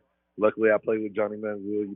That definitely helps you. I forgot about that. It makes your resume look a little bit better. And then a lot of the other guys that I played around with, my brothers that was there. So that was a team effort, and that was our first year in the SEC. So my hats is off to that whole team as a whole. Why did you choose why did you choose A&M? What other schools were looking at you, and did you come close to signing with anybody else? So for me, I chose A&M over everybody because it's the best school. But no, actually, A&M was actually my first college offer. Nebraska came in at the last minute. My uncle played school there, football there, so they called the last minute. My recruiting coach, Buddy Wyatt, who was my D-line coach at the time, he actually went to Baylor. And so, no, he went to OSU at the time. OSU started recruiting me, and then Baylor came in the mix. But I didn't waver. I'm a real loyal guy, so if you show me honesty and, kind of just a straight shooter, I'm going to return the favor back to you. And for them, they were the first school to offer me my junior year, and all the other schools that came by to start talking to me to want to offer me, it happened my senior year. So I said, if y'all didn't want me then, they seen the diamond in the rough. So, hey, I got to choose the person that thought I was being worthy enough to be the right girlfriend. This is Rowlett High School graduate Damontre Moore, who's gone on to have a great college and professional career. Any stories about recruiting that you'd like to share? Any interesting stories? Any any war stories from the recruiting process that you'll never forget? I would say the best. The reason that kind of piggyback off of the last question you had, I would say the reason that I chose A&M, which was the best recruiting story I can have, is that my recruiting coach, Randy Jordan, I still have a great connection with him and his whole family. But his daughter was like the little girl off the Remember the Titans. I came in, I was 2 hours late for my recruiting trip, and she was like, "Oh, Daddy, is this Damontre Moore, the skinny kid from Rowlett that be running down that we watching his kickoff last night?" No, that'd be Charles O'Menahue. And I was like, "Yo, hey." I was so speechless, and I was taken in the awe to where I was just like, she really knew all my stats and everything, to where her mother literally came and got her out the meeting and was like, "Come here, little girl," and she was just like, "Mom, I like being with Dad." And it wasn't like it was a gimmick. It felt genuine and organic. And then he was just a small representation of Coach Sherman. And even once I got there, it continued to go on. They made cookies every week. They looked at me as their son. And so that connection, that bond I felt with them is why I chose it. And it persists. And still to this day, I'm in my 9th year in, and I talk to them at least once or twice a month, either him or his wife or his kids. How much did you weigh in high school? Something tells me you're bigger now than you were then. Yeah, a lot bigger. I'm 268 right now. In high school, 220 maybe. I was 215. Something like that. It took it's actually funny because Zach Woods, he was younger than me, but he was heavier than me. He was 225, and so that was my goal my senior year. And here Zach was, I believe he might have been a sophomore, and he's on varsity, and he was 225. I'm like, how do I get there? can I just eat some peanut butter sandwiches? Let me put some rocks in my pocket. So, it took a few years. It's been 10 years now. I've been able to put on a little extra 50, so now we're on a good road. How much did it come into play that A&M was in the Southeast Conference instead of Baylor, which is in the Big 12? I mean, how much fun was it to play in the Southeast Conference? It was the best experience ever. For me, I was blessed because I got at A&M at that weird time when we were in that transitional period. So I got to see the last of what I call the original Big 12 when we had Nebraska, OU, Colorado before they left. And then when they left, we had technically the Big 10 when Nebraska and Colorado was gone. And we still got to play OU in them. And then my junior year to go on and move to the SEC, we know the Big 12 has top offense week in and week out. So then to go on to NFL caliber talent, and if I can prove myself in that conference, I knew I was going to be league ready. So for me, I think it was just a perfect storm.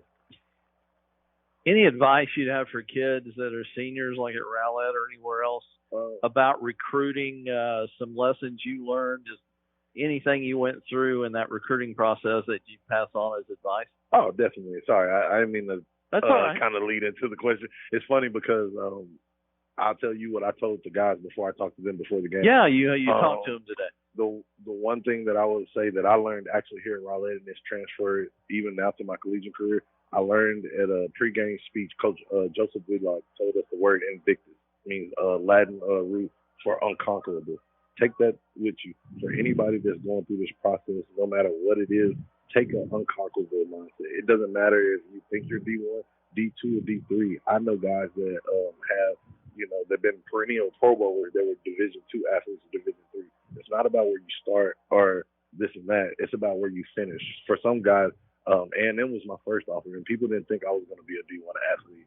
And just through sheer goodwill and effort and just having the mindset, I wasn't the biggest, I wasn't the fastest, and I wasn't the strongest.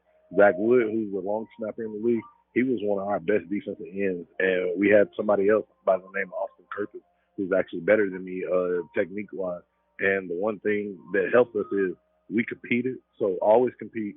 And two, just have an unconquerable mentality, just always want to go out there and be better. Because the moment that you stop learning in the game, you shouldn't be playing it. I'm going into year 9, and I'm still learning like I'm a young guy. I actually was talking to some of the young guys that are year 2, year 3 players that I trained with, and they were like, hey, man, why do you ask this question? And it was like, because Justin Tuck, Michael Strahan, Mathis Kiwanuka, and JPP, all great guys who are future Hall of Famers and some Hall of Famers, they were asking me questions, and they would tell me to learn. And so to see those guys be year 10, year 9 on their way out or be retired in the Hall of Fame and come ask me questions like, oh, you just taught me something, you can always still be learning. So being the oldest guy or being the youngest guy, we can all learn from each other. So always keep learning, be unconquerable, and just fight for it, and then just go out there and just have fun, and everything else will take care of itself. Sounds like you've enjoyed your haul here through all levels of football.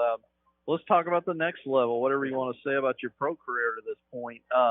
I know that you're hoping to sign with somebody soon. You had an injury settlement with your last team.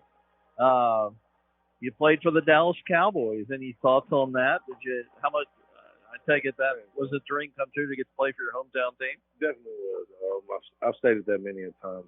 Just growing up locally in the Dallas area, and it was kind of like a Victor Cruz kind of moment for me. I played with him in New York, and so for us, I used to always ask him, how does it feel to be playing in your hometown? I couldn't imagine it. So when I got here and experienced it, I wouldn't trade it in for the world. I've had some great experiences, and as far as what the future may hold, man, only time will tell. We'll see. I'm just working. And just grinding right now. So we'll see how the chips fall. We wish you luck catching on with somebody being a free agent right now. After football, you're not going to be able to play the rest of your life.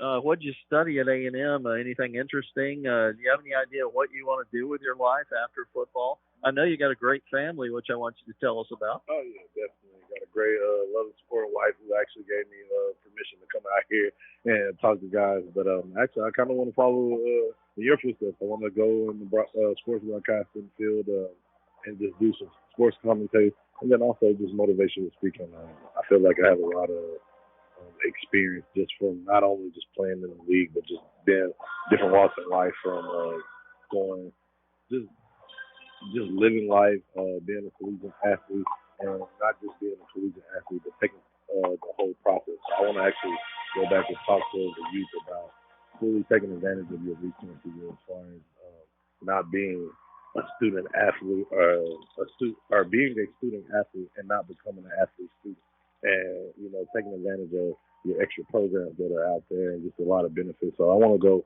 and take a little deeper dive in that and do that on the part-time. So I kind of got a game plan, but it's still all up in the air. Obviously, right now, I still feel like I got a lot of years left in football, so that's my primary concern. But like I said, anytime I can come by and do an interview or talk to somebody or give them words of wisdom, I'm definitely here for it. Have you had health problems, a lot of them, or just one or two? Is your body still in good shape, in other words? Yes, I feel so. I feel like I'm a fresh spring chicken. So you can play in many more years? Hey, man, I definitely feel like that. I'm gonna ride this thing till the wheels fall off. So, and so they told me the roosters ain't came home to roost yet, then I'm going to be out there. But once they come home roosting, they roost. But like I said, I still feel as fresh as the day that I step foot on the A&M campus. Before I let you go, I want to ask you your opinion on a couple of things that are going on, especially in college football today. What do you think of this transfer portal? To be Not honest, that you would want to go anywhere else, but isn't it crazy? Aren't they opening up a can of worms here? It's crazy, but for me, it's not that crazy because I grew up playing Texas high school football. So in Texas, back at the time, it was 5A was the largest division you could play in. I believe they got 6A now, stuff like that. So I feel like, honestly, with kids transferring back then, they transferred to Skyline, Duncanville, Minnesota, Garland, all these other schools. Garland just has to play. open enrollment. And so back then, I felt like that's how it was for us. So it's no stranger for me now when you take it to the collegiate level. It's just the best people are trying to get better. So with that being said, I'm not too coerced in all the rules and the exact terminology for it, but hey, to each his own. I just know with me, I made my decision. It was the best decision for me, and I don't look back on it. But, everything changes. Just like in different phases of life, we all grow up and we're a butterfly. That caterpillar don't stay a butterfly. So if you got to make a change, you got to do what's best for you. And how about this newest thing that you can do in college football? You can make money off of yourself. You can go out and find sponsors for yourself. And with your personality, I would think you would have thrived in that. Hey, man, probably. But if it was a fib, we'll never know. I think it's a good thing. I think it's a can of worms. I definitely think it's a can of worms. But for me, I think it's a good thing and it's a bad thing. It's a double-headed sword, to be exact. It's a good thing because you can make money. And so for some of those guys that come from, great background and, are financially stable and don't have to worry about that, that's great. They make a little extra pocket coins for themselves. But for some of these guys and a lot of guys that's more common nowadays, that's all they were having. For guys like myself, my parents, I love them to death, and God bless them, but they provided for me, and I had everything. But I couldn't afford the extracurricular stuff. So, at certain times, that scholarship check that you were getting was all you had to eat for the month, to pay your rent and all that. And once you get done doing all that, ain't you wrong, you never had proper financial literacy to where you know how to spend your money and stuff like that, and you're getting a little bit and a little sum as possible. Now with you having this extra money, I think it can help you out. It can help other people's family out. And then for these universities that are making this money, why not you get a little chicken off your back? So I think it's going to be a good thing if you properly manage it. But I also think that it could be a possible bad thing as well. So, it's just to each his own, and it's in the eye of the beholder and just how you want to take it. As much is given, much is required. And so with all these guys they're getting a lot of these benefits, they just got to also take that in the proper way and handle it the proper way. And if they can do that, it can be a magical thing. Well, thank you for doing this. Thanks for coming back and speaking to the team today. And we appreciate you, and we wish you luck on the rest of your NFL career and your future after that. Thank you so much. And if you need any recordings of this halftime interview I don't know. Hey, I get your first million when you start with Fox. Okay? All right, man. Let me know. We're going to have to negotiate those numbers. All right. If you can give me some recordings and you bring me up here next week and we can actually commentate the whole game, all right, we can talk about it. We'll definitely talk about that. That's Damontre Moore, the high school All-American, the college All-American, and current NFL football player. Thank you so much, Damontre. We're going to come back and look at the first half stats with Ethan, and we'll have the second half kickoff soon. Sachse 51, Rowlett 14 here on 92.1 FM KXEZ.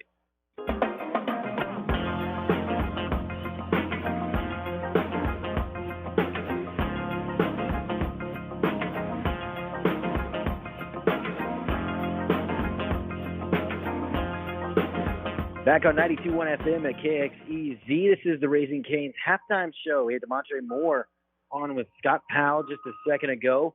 It's 51-14 here, homecoming night for Rowlett. Sachse in a commanding control of this one. And they came out firing off the amazing play of Alex Orgy. And he is, like we talked about during the game, a 3-star quarterback, a Virginia Tech commit. He's had offers from Virginia and Michigan and decided to go with Virginia Tech. He verbally committed to Virginia Tech, and they are, he's showing us exactly why Virginia Tech wants him. Passing game for him, 11 for 18, 61% in the air, 188 yards, 3 touchdown passes, and has 2 rushing. So, last week had 8 total touchdowns, 5 passing touchdowns, 3 rushing. This time at the half, 3 passing and 2 on the ground for Alex Orgy. Luke Kiefer leading the way in terms of yards for the Sachse team. 8 carries for 45. That's 5.6 yards a carry. He's got a touchdown. R.C. Reeves, 2 carries for 41 yards, 20.5 yards per attempt, and 1 touchdown for him. The ground game has been working. Passing game has been working. I mean, Sachse is the real deal, especially with Alex Orgy at the helm. Jamari Hart, 3 catches, 77 yards and a touchdown. Jet Creel, 2 catches, 43 yards, 21.5 per catch. Has a touchdown. Cam Gladney has a touchdown as well with 3 catches and 41 yards, 13.7 yards per catch. On the Rowlett side, James Acolo, who had a great game, his best game of the year, his best game of his career last week against South Garland, 9 of 17, 53% through the air, only 80 yards, has a pick as well, struggling to get anything going. Rushing, he leads in rushing attempts, 7 for 35 yards.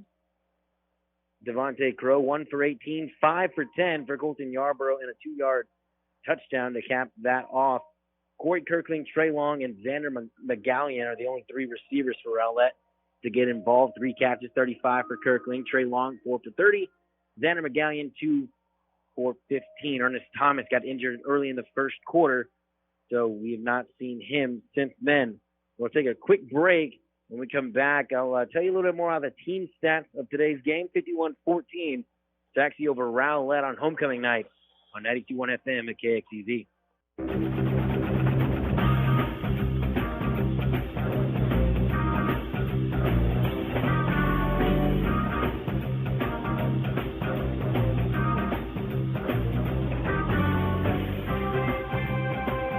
Back on 92.1 FM at KXEZ, getting close to the second half kickoff. The teams are back out on the field. Rowlett 14, Sachse 51, an explosion of offense for the Mustangs led behind Alex Orgy, as I mentioned all of his first half stats last segment. Team stats, 17 first downs for Sachse, 7 for Rowlett, 311 total yards, and only 104 for Rowlett, 80 passing for the Eagles, and only 24 on the ground. I mean, they just cannot. They were struggling getting the run game going before this game, and this time have ran into a brick wall.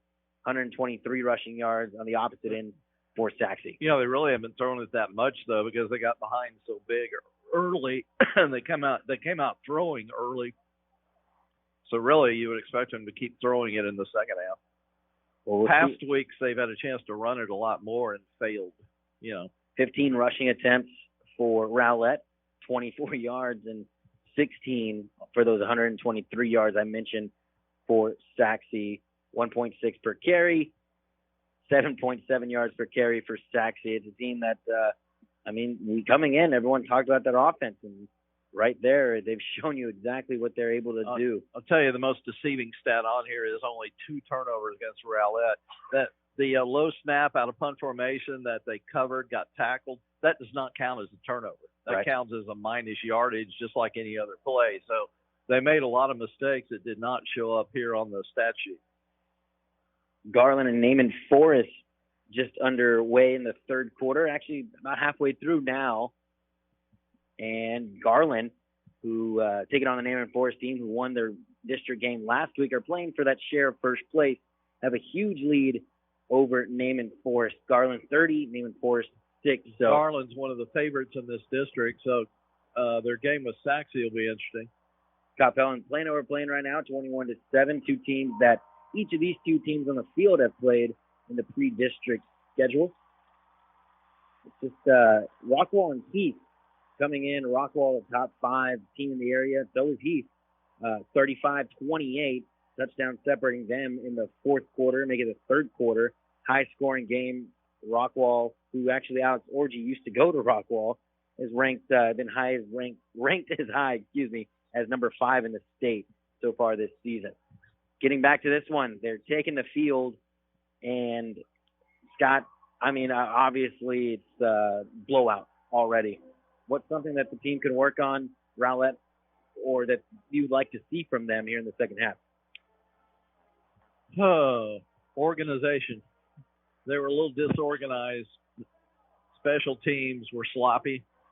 It'll be interesting to see if they come out throwing like they're down by 37 points. They're going to come out throwing on every down, thinking they can get back in the game, or they're going to come out and try and work on the running game and just try and get ready for next week. That's the thing I want to see on offense. Defensively, they just need to improve. You're right. There's nothing else you could say. It just improves it. It hadn't been their whole fault, though. The defense is not to blame for all that. There were some short drives after mistakes by Rowlett. I really don't know what you can get accomplished in the second half. First thing I would do is see if you have any chance of catching up and making this margin a little bit less. But, you're going to have to make some defensive stops. I love to say it. You're not only 37 points down, you're 37 consecutive points down. Right. In other words, you're 37 points down. You could score 37, but that means you'd have to hold the other team scoreless to catch them, the same team that's already scored 51 points. So, it's not just 37 points down. Kickoff to start the second half, and we are underway for the third quarter from Homer B. Johnson Stadium in Garland. Rowlett Sachse won the coin toss. They elected to kick off and defer to the second half, so they will get the ball to start this third quarter from the 30-yard line. Actually, it'll be the 33. Alex Orgy will come back out onto the field. He's lined up in the shotgun. Man in motion, right to left. Hand off Kiefer. Kiefer rolls his way for a gain of 5 on the play down to the 38-yard line. Bringing up 2nd and 5. Good job by the big man in the middle of Corey Brown, who's had a pretty good night on that defensive line as he grabbed the running back Kiefer as he came through and then just held on until he got some help from his teammates and kept them to a 4-yard gain. Again, it's 51-14 on homecoming night for Rowlett. Sachse with a huge lead. In the shotgun is Alex Orgy. Low snap on the ground. Picks it up. Runs out of the pocket to the left side. Gets out of trouble. Fires to nobody in the flat, but he got out of pressure. Coming in, bringing that pressure with Michael Ibuku and Okioti, the SMU commit. A great job again by Orgy just to get rid of the ball. There was nothing there. He threw it where there weren't even receivers just to get rid of it. And he's kind of a kid that's got eyes in the back of his head. He could feel the guy chasing him, and that's why he threw the ball away. When that clock goes off, he knows to get out of that pocket. 2 receivers on the side of the formation. Orgy giving instructions to Cam Gladney to the left side. On the right hash mark. Takes the snap, looks downfield. Screen pass out to the right side. The left side to Gladney, who's got some space back midfield. Pass to 40, 30, 20. Open space, touchdown, Sachse. Perfect time for a screen, the middle screen. Rowlett sent the all-out blitz, nobody home. You can't pick a better time to run the screen than when the defense runs the blitz, and they performed it to perfection. Absolutely. Cam Gladney with the second touchdown reception of the game, and Alejandro Alvarado is on for his extra point try. Jet Creel, the holder for Sachse. Good snap, good hold. Kick is up, and it is good. 58-14. Sachse continues its dominance. Sad thing, Ethan, you got to start wondering if they're going to go to a running clock at all in the second half. Not something you want to see on homecoming night. Rowlett down big on 92.1 FM KXEZ.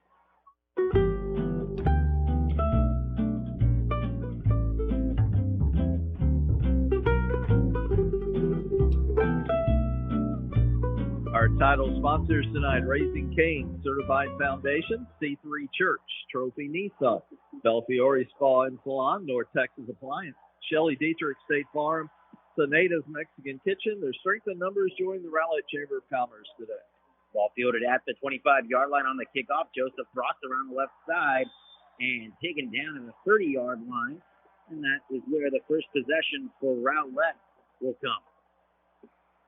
With 11 minutes, just 1 minute off the clock, and Sachse already with 7 more points on that scoreboard. 58-14. You know you've got a big play offense when you score 58 points on 17 first downs. That's a big play. Yeah. And only 378 yards of offense. Everybody getting their touches for Sachse now. Okolo out for Rowlett. Yeah. Out to the left side and caught by Gradneru. But for a loss of about 3 on the play, the drive starts at the 29, goes back to the 26.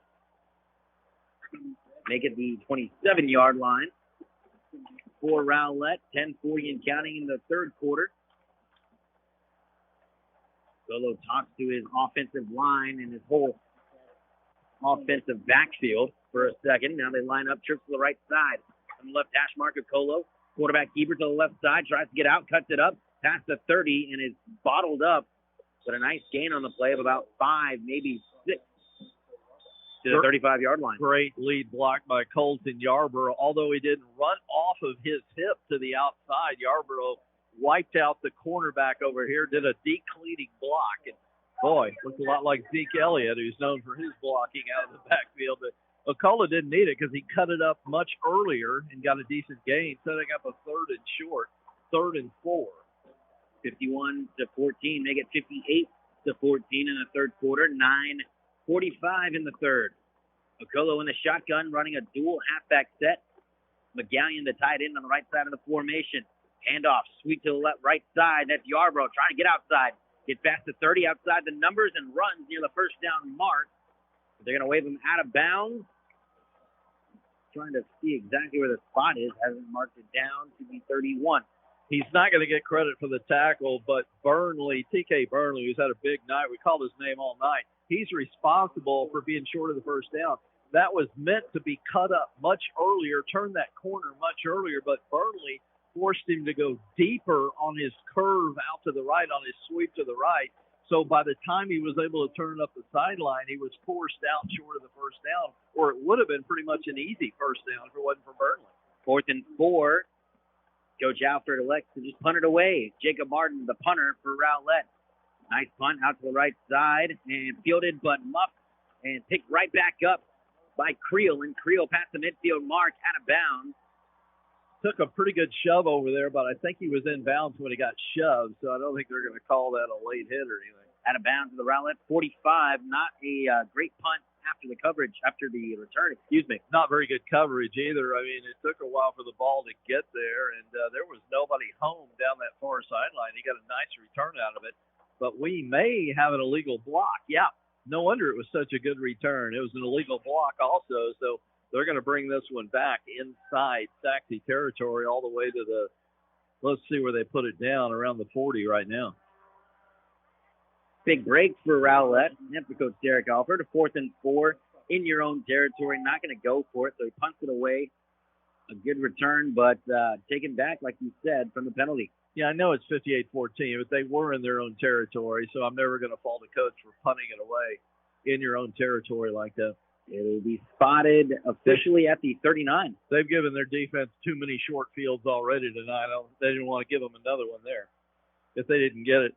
They're still marking this I'm not off. sure It's what- like we may have had an unsportsman penalty also. I think that's what happened because this was before they were able to put the ball down. This is well after the first penalty. That's 30 yards in penalty, so there had to be a dead ball mixed in. Instead of the 45 of Rowlett, they're at the 26 in their own territory for Sachse.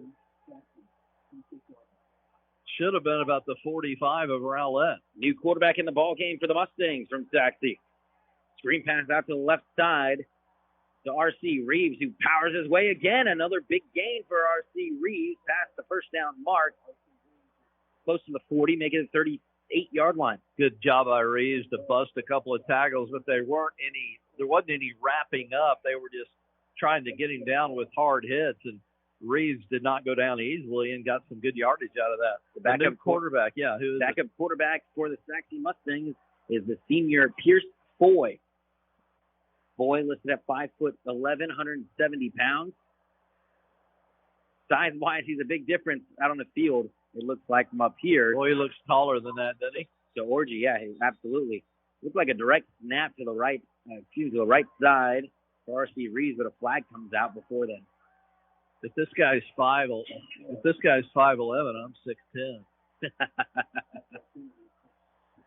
Well, it is a big difference out there. 6'3", 220 for Alex Orgy.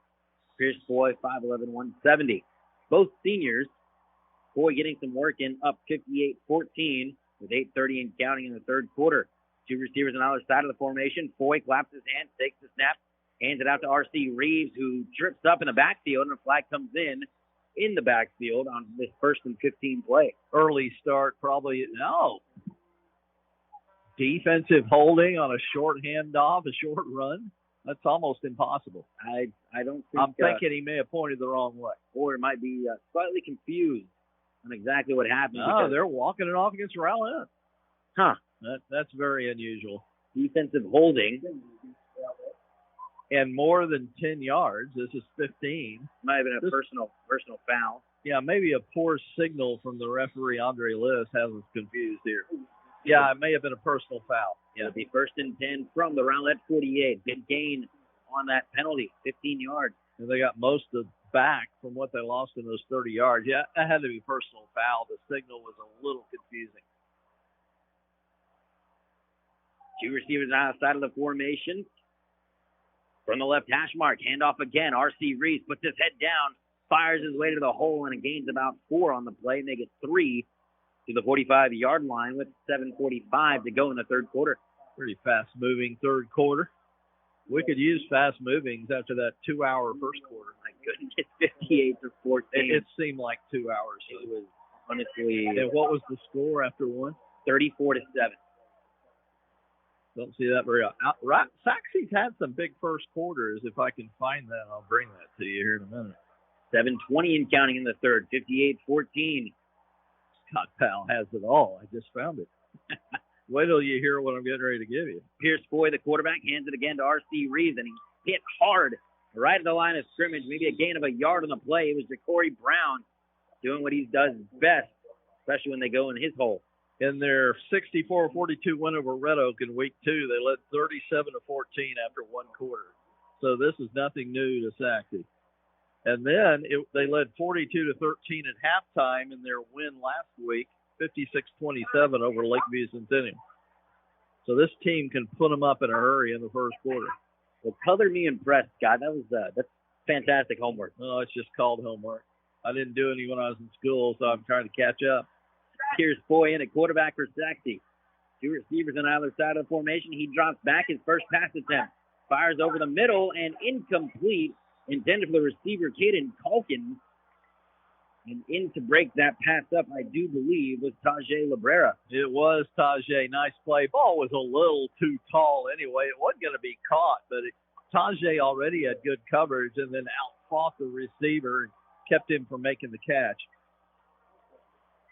Good physical play there without getting pass interference. So 6:22 on the clock in the third. It's a 4th and 6. A rare stop. From the 44-yard line. On to punt for Sachse is Desi Trujillo, who gets it inside the 10. It's picked up inside the 10. It's still moving off to the left side. That's Joseph Brock Past the 15, past the 20, hurdles a man across the 25, and what looked like to be trouble inside the 5-yard line. Joseph Brock works his magic to the 30. What do you think went through my mind when I heard you say Joseph Brock? The first thing that came to mind was, oh, of course. All over the place is Joseph Brock, and there is a downed eagle after that scrum. If you go to the parking lot after the game, I'll bet you'll drive the bus home. Absolutely. There's two eagles down. Well, why don't we keep it right here and talk about those good, friendly folks at North Texas Appliance. Don't forget about their scratch and dent appliances. Sometimes they're hard to find, but those scratches and dents can be purchased at reduced prices, and they're really hard to even find them. They're so minute, but you still get the great prices. You also get good first-quality appliance prices. North Texas Appliance, 1535 East I-30 in Rockwell. It was Tajay Labrera who was on the ground for Rowlett. He got up, hopping under his own power boat with his right leg up in the air, and holding his right leg was Joseph Brock on the ground. Don't forget, if you can't get us at 92.1, tell your friends, family who live out of town that you can get our streams at TuneIn Radio and KXEZ.com. So you can hear us anywhere in the world, even if you can't get us at 92.1. Each and every Rowlett football game in those locations on a given Thursday or Friday night. James Aquillo back out there for Rowlett behind center. Play action. Fires this into the right side. Got Trey Long at the 32 and fights his way across the 35 to the 37-yard line. Bring up second and short on that nice first down play. 58-14 the score. 5:50 and counting in the third quarter. Rowlett not having a great time out here tonight, but always time to work on some things, especially for this young offense. Approaching 5.5 minutes to go in the third quarter. Okolo in the shotgun. Damontre Crow to his left. Xander McGallion is the tight end. Handed to Crow. Up the middle he goes. Gets the first down past the 40. And a nice run, moving his leg, then moving that pile to the 44-yard line to bring up 1st and 10 from there.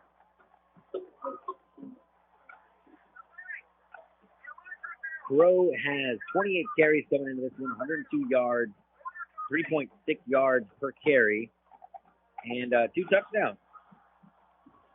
A couple of games when Yarborough wasn't quite feeling all right. He was listed as, he was on a snap count, actually. To the left side goes Crow again. Sweep out to the left side. Past midfield mark, a stiff arm right at midfield. Wow. Out of bounds near the first down mark. Nice job by Damontre Crow losing that strength. Yeah, stiff arm to the face mask and just drove him straight down to the turf. That's how good that stiff arm was. So my point about Crow, he got a lot of offensive touches, and he is he's a junior, especially a young junior, first time in the offense, first time on varsity. He's gotten a lot of playing time, so that's what you want to see out of one of those guys that's probably going to be part of your offense next year. Dual halfback set, Long and Crow to the right and left. So Okolo takes it, play action, Okolo keeper. Past the 45, dives forward, gets the first down to the 44-yard line in Saxon territory. A little misdirection in the backfield. Good job of faking it and delaying it, and pulling it out of the belly at the last moment to the guy going right, and then he keeps it over left tackle. Had the defense a little confused and got the first down. Wasn't much, but he only needed a couple. There's a problem with the chain crew. I was going to say, if I made a mistake, or is there a problem with the chain crew? No, the chain is all tangled. They're tangled up and stuck a bit. Yeah, I don't make mistakes, so I knew something was wrong. Under 4 minutes to go here in the third. Okolo in the shotgun, McGallion the tight end, and Crow the running back to his left. 2 receivers on the left side, 1 to the right. Play action. Again, Trey Long caught at the 41-yard line, pushes forward and dives forward to the 38.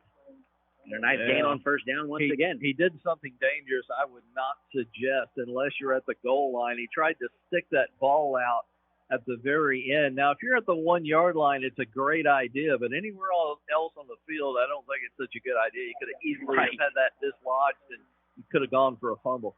Especially when they're putting together a nice drive right now. I'm not saying this is going to be a game-winning drive, but it's good to put something together, get some confidence and respectability out there for this team.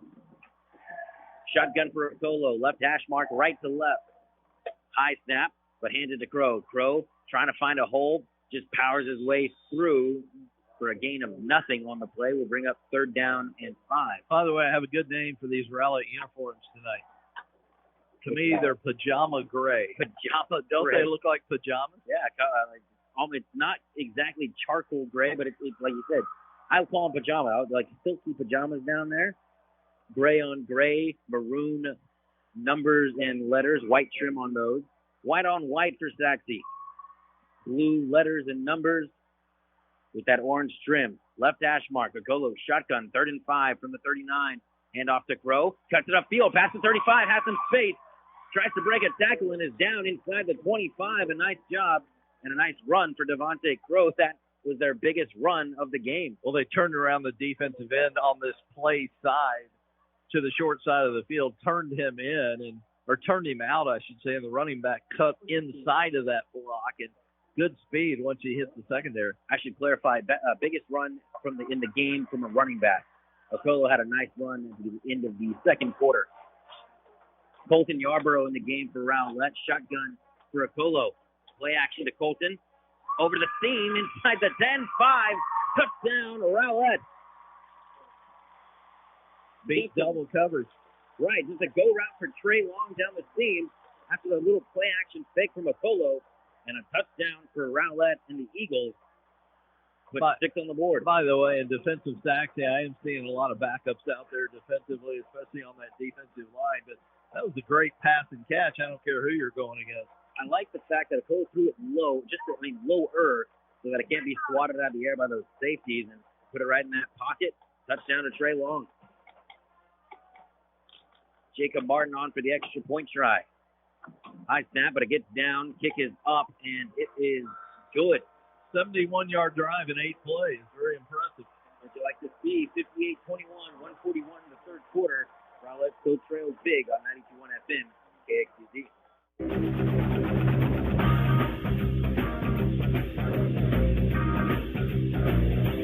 Some more sponsors tonight for Rowlett: Lakeview Car Wash, Golden Rule Auto Care, and the Rowlett Eagle Football Booster Club.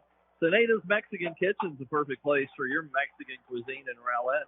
Come on in on Tuesdays. It's Taco Tuesdays, where the tacos are 99 cents. Any day, come in, and it's happy hour from 4 to 7. They're at 6501 Dal Rock in Rowlett. Come check out Seneda's Mexican Kitchen. And, I'll have some more here in a few moments. 141 on the clock after a touchdown, long time, 70-plus yard touchdown drive for Rowlett. 58-21 the score. Here comes the kickoff from the Eagles.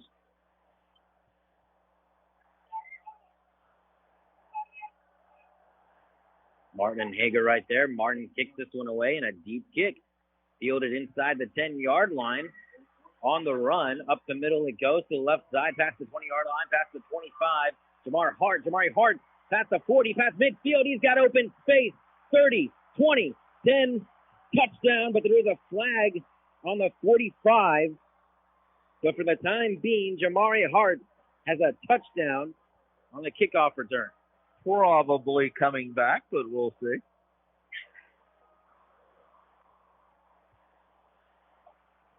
Maybe that's why they haven't been kicking off. They got a guy like Jamari Hart. Now that we think about it. How many of those you see in a year? And by the way, they had to break the law to do it. And it is against Sachse. Take away the touchdown. Sachse will take over. Pierce Foy still in at quarterback, the backup quarterback for Sachse. In the third quarter, you have your backup quarterback in. The starter has, I think, 6, maybe 7 total touchdowns for him on the day. Unbelievable. It is time for Sweet Caroline. Bump, bump. Boy, bump, bump. From the left hash mark in the shotgun. To the left of him is Reeves. Takes it up the middle to the right side, past the 40-yard line, and powers his way down. Big gain, 8 or 9 on the play. That running back was not Reeves. It was, in fact, LaDon Littlejohn. A 5'11", 195-pound junior LaDon Littlejohn. That's a good name to say. I hope he carries the ball a couple more times. 2nd and 2 from the 43-yard line. Under a minute to go in the third. Pistol formation for Foy and the Mustangs. Man in motion right to left. That's Creel. High snap. Get past the quarterback. Foy falls on it. Down he goes inside the 25. A big loss on the play of at least 10. Make it 11 on the play. Yeah, just a bad snap. Good job by Foy. He didn't try and pick it up and go with it. He just fell on it. Didn't want to give Rowlett any easy points. Smart conservative play by the backup quarterback. You might see other backups try to do something with it in their time. They're going to make that the final play of the third quarter. Down ticks the clock. 58-21 the score. Rowlett trails big in their home opener. Homer B. Johnson Stadium in Garland on 92.1 FM KXEZ.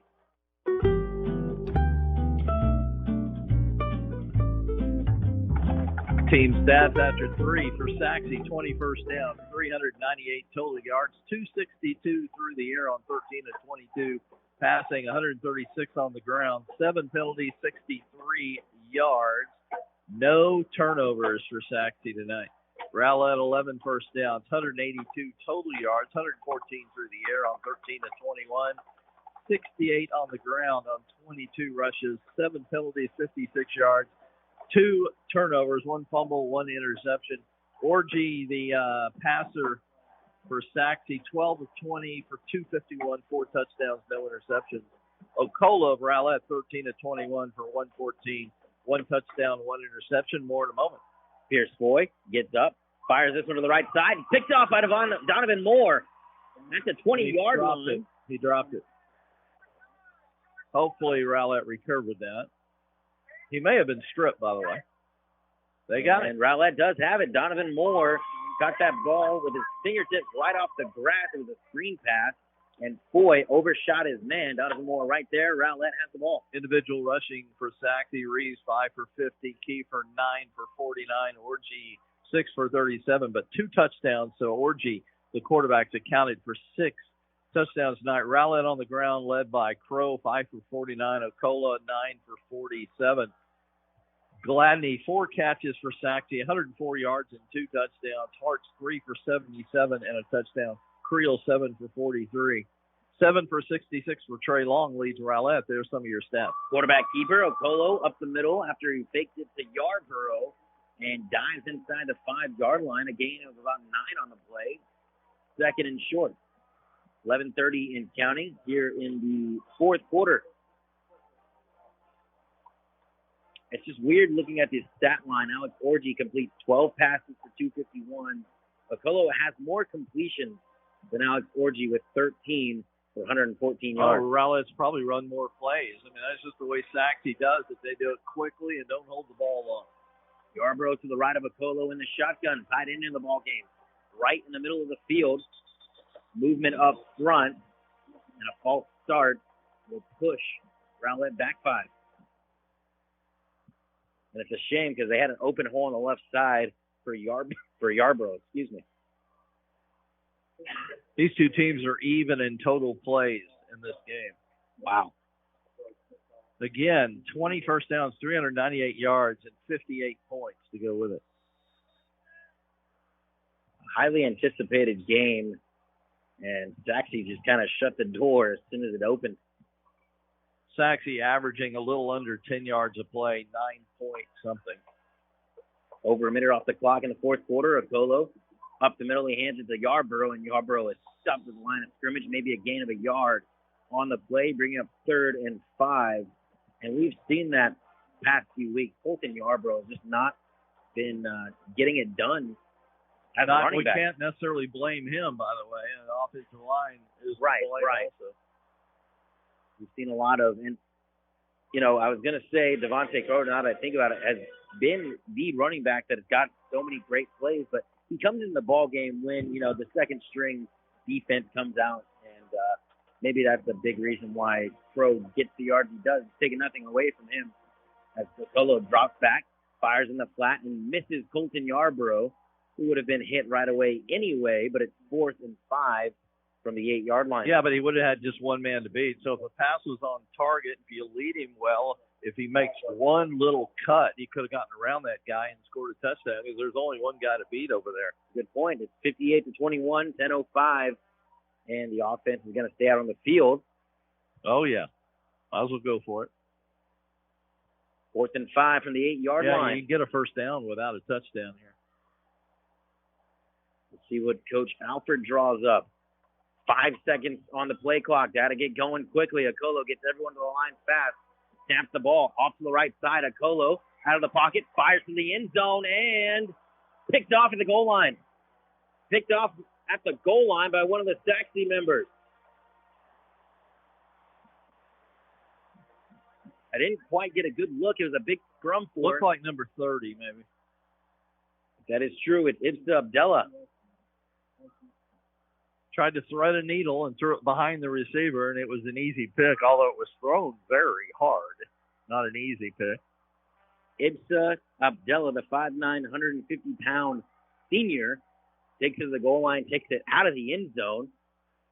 So it'll be marked at the 2-yard line. Pierce Foy out there at quarterback will take over the offense for Sachse with 9:55 on the clock in the fourth, 58-21 the score.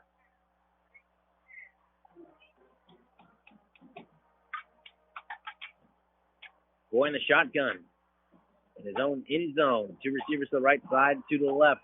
Hands it up the middle and a big run, powering his way past the 10-yard line. Again, for his second time today with a big, powerful run, was LaDon Littlejohn. Eagle sponsors tonight Advantage Storage, Chick-fil-A, Chiloso's Mexican Bistro, First Baptist Church Rowlett, Jason's Deli, Jersey Mike's Subs, the Musgrove Agency, Richardson Methodist Medical Center, Rowlett Foods, Stein Guy DFW, Super Shack Seafood Grill, Ultimate Driving School, and Whataburger, thanks to the Eagles sponsors. Boy in the shotgun. Littlejohn to the left of him. Man in motion was Joseph Granada. Fires to the right side, the far side. That's Jamari Hart. Makes a man miss. That's the 20, still on his feet. Ball is on the ground. Hart fumbled it, and Rowlett takes it. With 9:09 on the clock, Hart made about 3 really good moves on the far sideline outside the numbers. Spun once, and the ball came out. And Rowlett picked it up like it was nothing.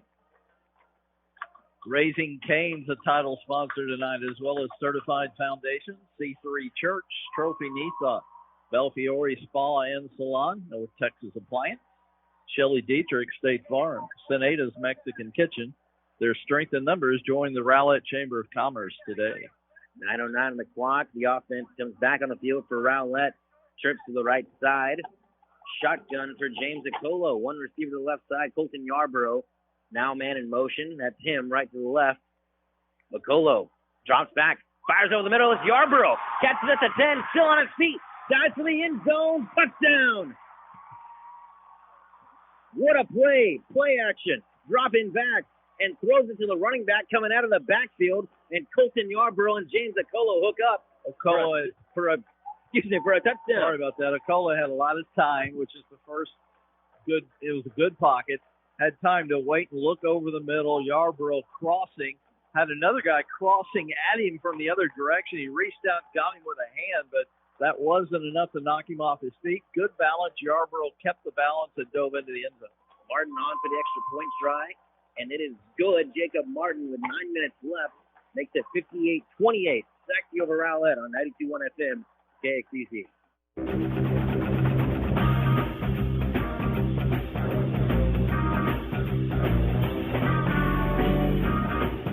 Back on 92.1 FM at KXEZ.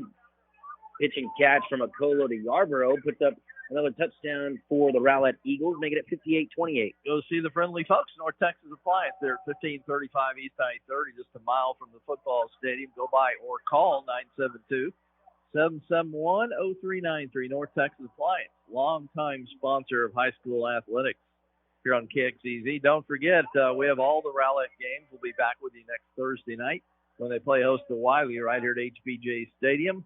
Our kickoff at 7, pregame at 6:45. And if you can't hear the games at 92.1, listen to TuneIn Radio or KXEZ.com. We stream all the games also. So you can hear us anywhere in the world, Rowlett football. A 30-point game with 9 minutes left.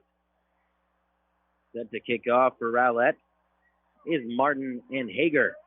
Martin has the duties. Got to the 29-yard line on the run by James Adams to the right side. He gets out of it. Gets out of a tackle. Past the 40, past midfield, inside Rowlett territory, past the 35, past the 30, and a big-time run for James Adams. And again, Scott, maybe that's why they don't kick the ball off. They gave up big yards, a touchdown that was called back last time they did. You're never going to convince me that pooching it to the 50 is good. No, you're right. I wholeheartedly agree with you. Because they're not going to do what they just did every single time. But if you're going to kick off to the 50, that's the same thing every single time. Absolutely. 8:48 on the clock in the fourth. Pierce Foy still at quarterback for the Sachse Mustangs. LaDon Littlejohn, the running back, to the left of him. They hand it to Littlejohn to the right side, wrapped up, but still pushes the pile. Gain of about 2 on the play to the 27-yard line, bringing up 2nd and 8.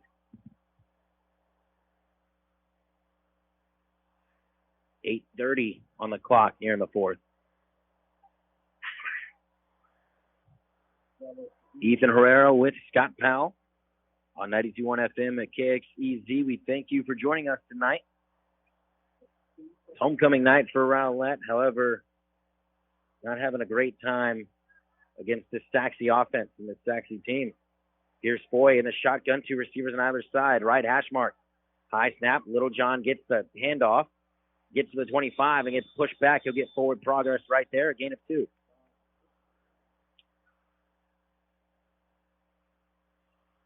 Sachse came in. We talked about it with Coach Alford in the pregame interview as them being one of the hottest and most explosive offenses in the district. Well, averaging 520 yards a game, 4th in the Metroplex in total offense coming in. They can score, and that's for sure. 44 points a game, and they're 14 ahead of that. 2 receivers on either side. Foy drops back, fires for a man in the end zone, and bobbled, but caught. Touchdown, Sachse. Caden Culkin.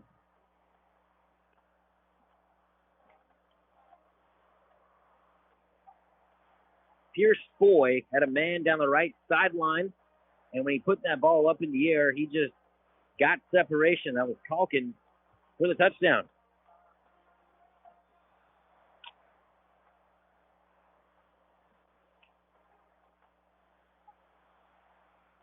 Josh Weston on for the extra point try. Backup kicker. Good snap, good hold. Kick is up, and that's good as well. You know, not everybody even has a backup kicker. That's true. Well, it's 65-28. Sachse up big, 7:19 in the fourth. 92.1 FM at KXEZ.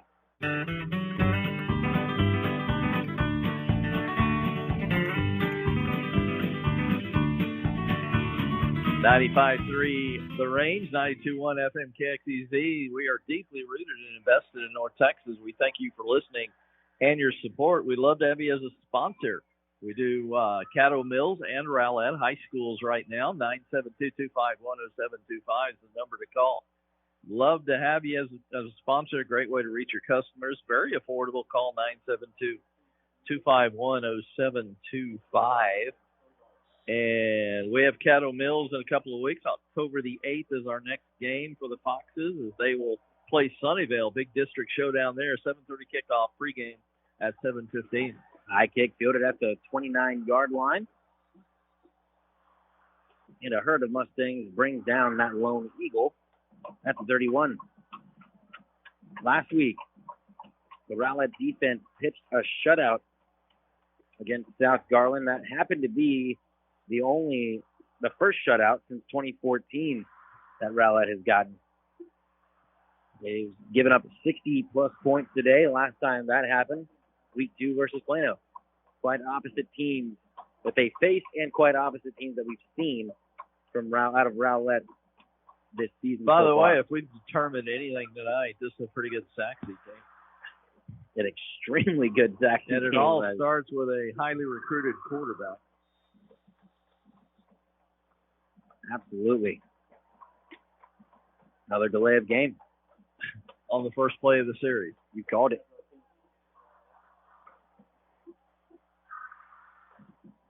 Delay of game for Rowlett pushes them back from the 32-yard line to the 27.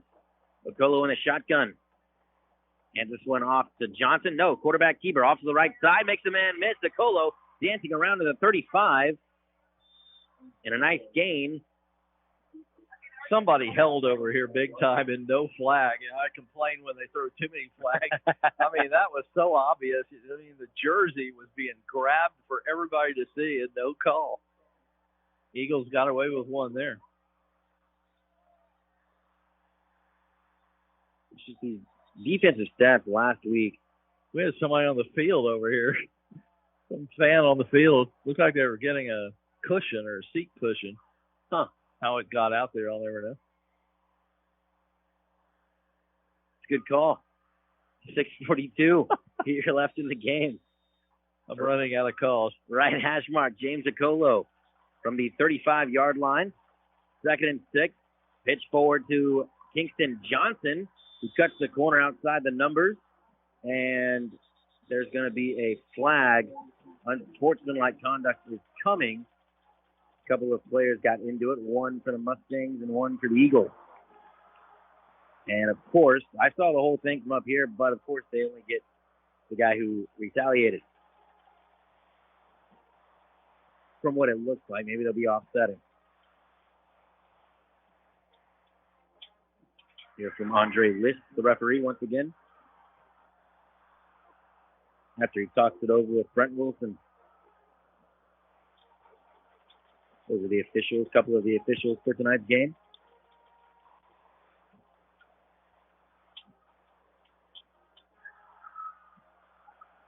And we'll be offsetting penalties. 2 personal fouls offset. Makes it 1st and 10 from the 42-yard line. Exciting times here in Rowlett and Homer B. Johnson Stadium. 6:29, 65, 28 to score. Sachse in control from the get-go. Okolo in the shotgun, puts Yarborough in motion left to right. A couple of tight ends in the ball game. Drops back, steps up in the pocket, tries to evade pressure and slightly does. Gains 1 yard on the play. Nice job by Okolo. 6:09 and counting. The clock ticks. Looks like it feels like it's about a half second too slow every single time it goes down. 65-28 to score. 2nd and 9 from the 43-yard line.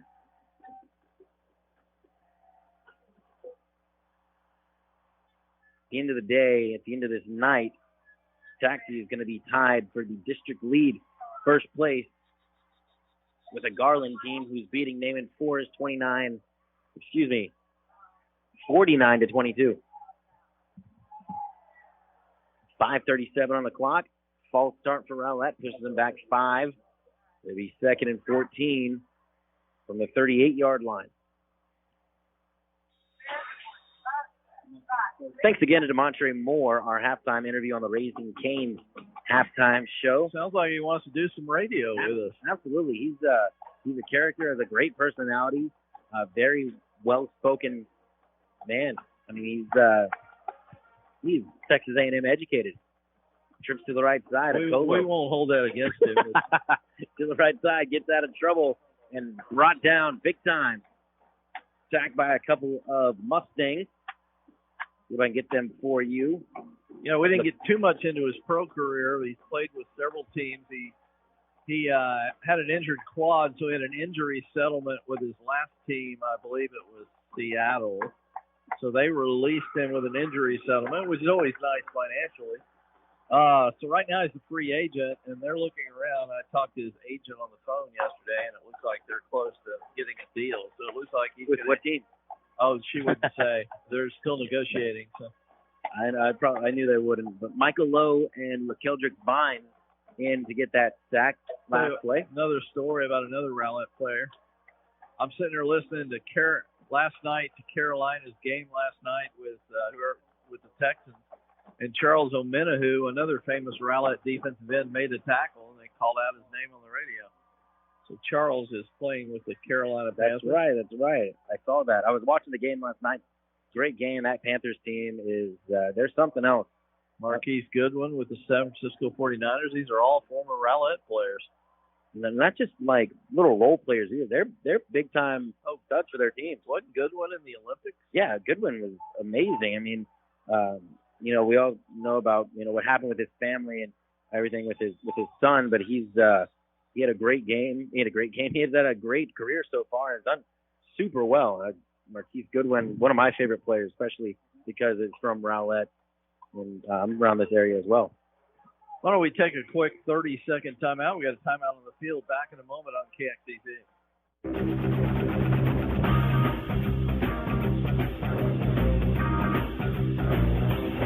Our Eagle sponsors tonight, a few of them: Advantage Storage, Chick-fil-A, Chiloso's Mexican Bistro, First Baptist Church of Rowlett. More in a moment.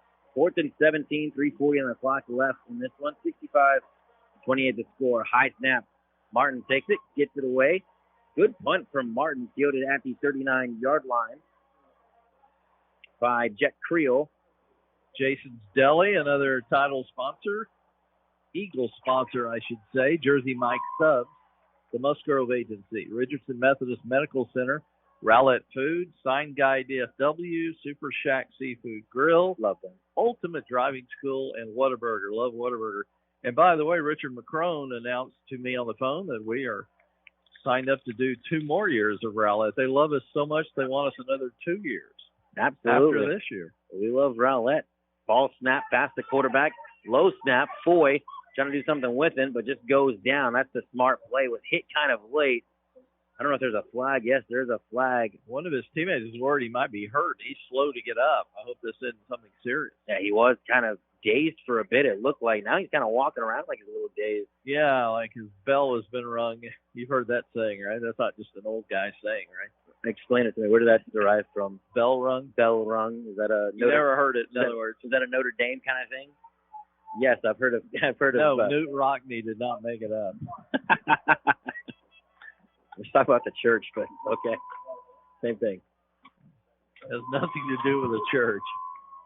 Well, the late Another one of these 30-yard penalties for the second time tonight. That's twice tonight. We've seen 30 yards marked off at the same time. Well, it was the late hit that pushed him back after the fumble went all the way through, or the snap went past. How do you get 2 of them on the same play? I think they marked it from the original line of scrimmage. Okay. I got you. All right. See, I'm learning from you. And running back for Sachse, Joel Abra, 5'9", 220-pound senior, listed as a defensive lineman in at running back next to Foy. False start pushes the Mustangs back 5, back into their own territory. 49-yard line, I should say. 65-28, under 3 minutes to go in this one. Pistol formation, Foy.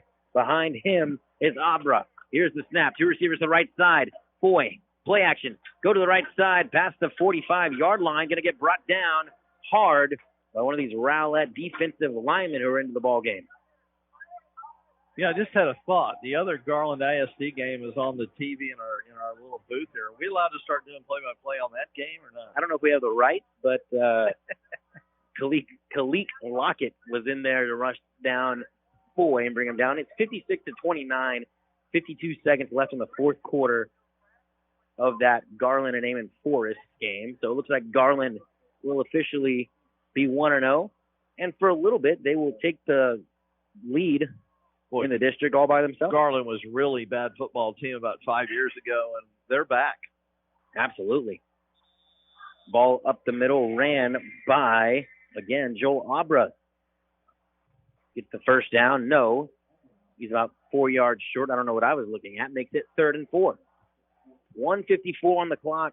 Under 2 minutes to go. 65-28. The clock is stopped for some reason. Now it rolls. I should mention one more time, we got the Aggies for you tomorrow, 2:30 kickoff, 1:30 pregame. We are your Metroplex home for the Aggies as they take on Arkansas over at Jerry World. So tune in for our pregame tomorrow here on 92.1 at 1:30. Snap is bobbled by Foy and brought down in the backfield, and a flag comes in at the end of that play. And we'll be back. Yeah, well, let's hold these flags for a minute and a half, could we please? Our next Rowlett game is 6 days from now, next Thursday here at Homer B. Johnson against Wiley. That should be a pretty good matchup, pretty good ball game, I would think. Wiley, I think, was 0-4 going into this week's play, so two teams badly in need of a win. That could be a good one. 7 o'clock kickoff, 6:45 pregame right here on KXEZ. We should mention that I won't be present for that game, just in case anybody wants to it might increase our listenership. That's what I was about to say. They got to tell everybody else around the area that I'm not going to be calling. Oh, I'll get banners up all over town. Dual halfback set for Foy. Hands this one off to Abra to the right side. Gets nothing and finally brought down. It takes about 4 Eagles. I think you can consider that a flock to bring down that one Mustang. 1 minute to go in this one, 65-28. We've known this for a long time, but Sachse is going to move up in the district standings 2-0 and going to be tied with Garland, it looks like, for that first place slot. You've talked about it. This team has been good over the years, and right now they've been fantastic, to say the least. Really, Sachse, is that who you're talking about? Yeah, really Sachse, a really solid. They're on their way to their 10th playoff berth in the last 11 years after not making it once in their first 8 years. This is a pretty new program. Boyd takes the snap in victory formation, kneels it down, and that will be it. Kind of like for years when the Cowboys always said Tom Landry, the only coach they've ever had. Well, Red Barons is the only coach Sachse has ever had.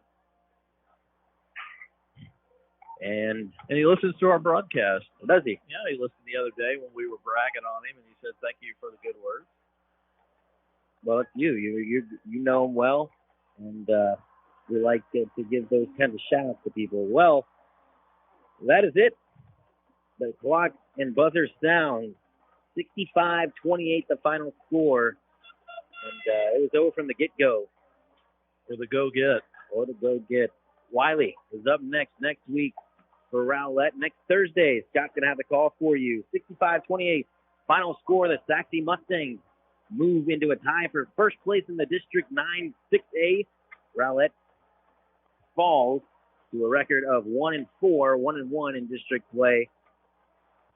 And for Scott Powell, for Ethan Brooks back in the KXEZ studio, I'm Ethan Herrera, wishing all you fans of the Feather good night and good evening.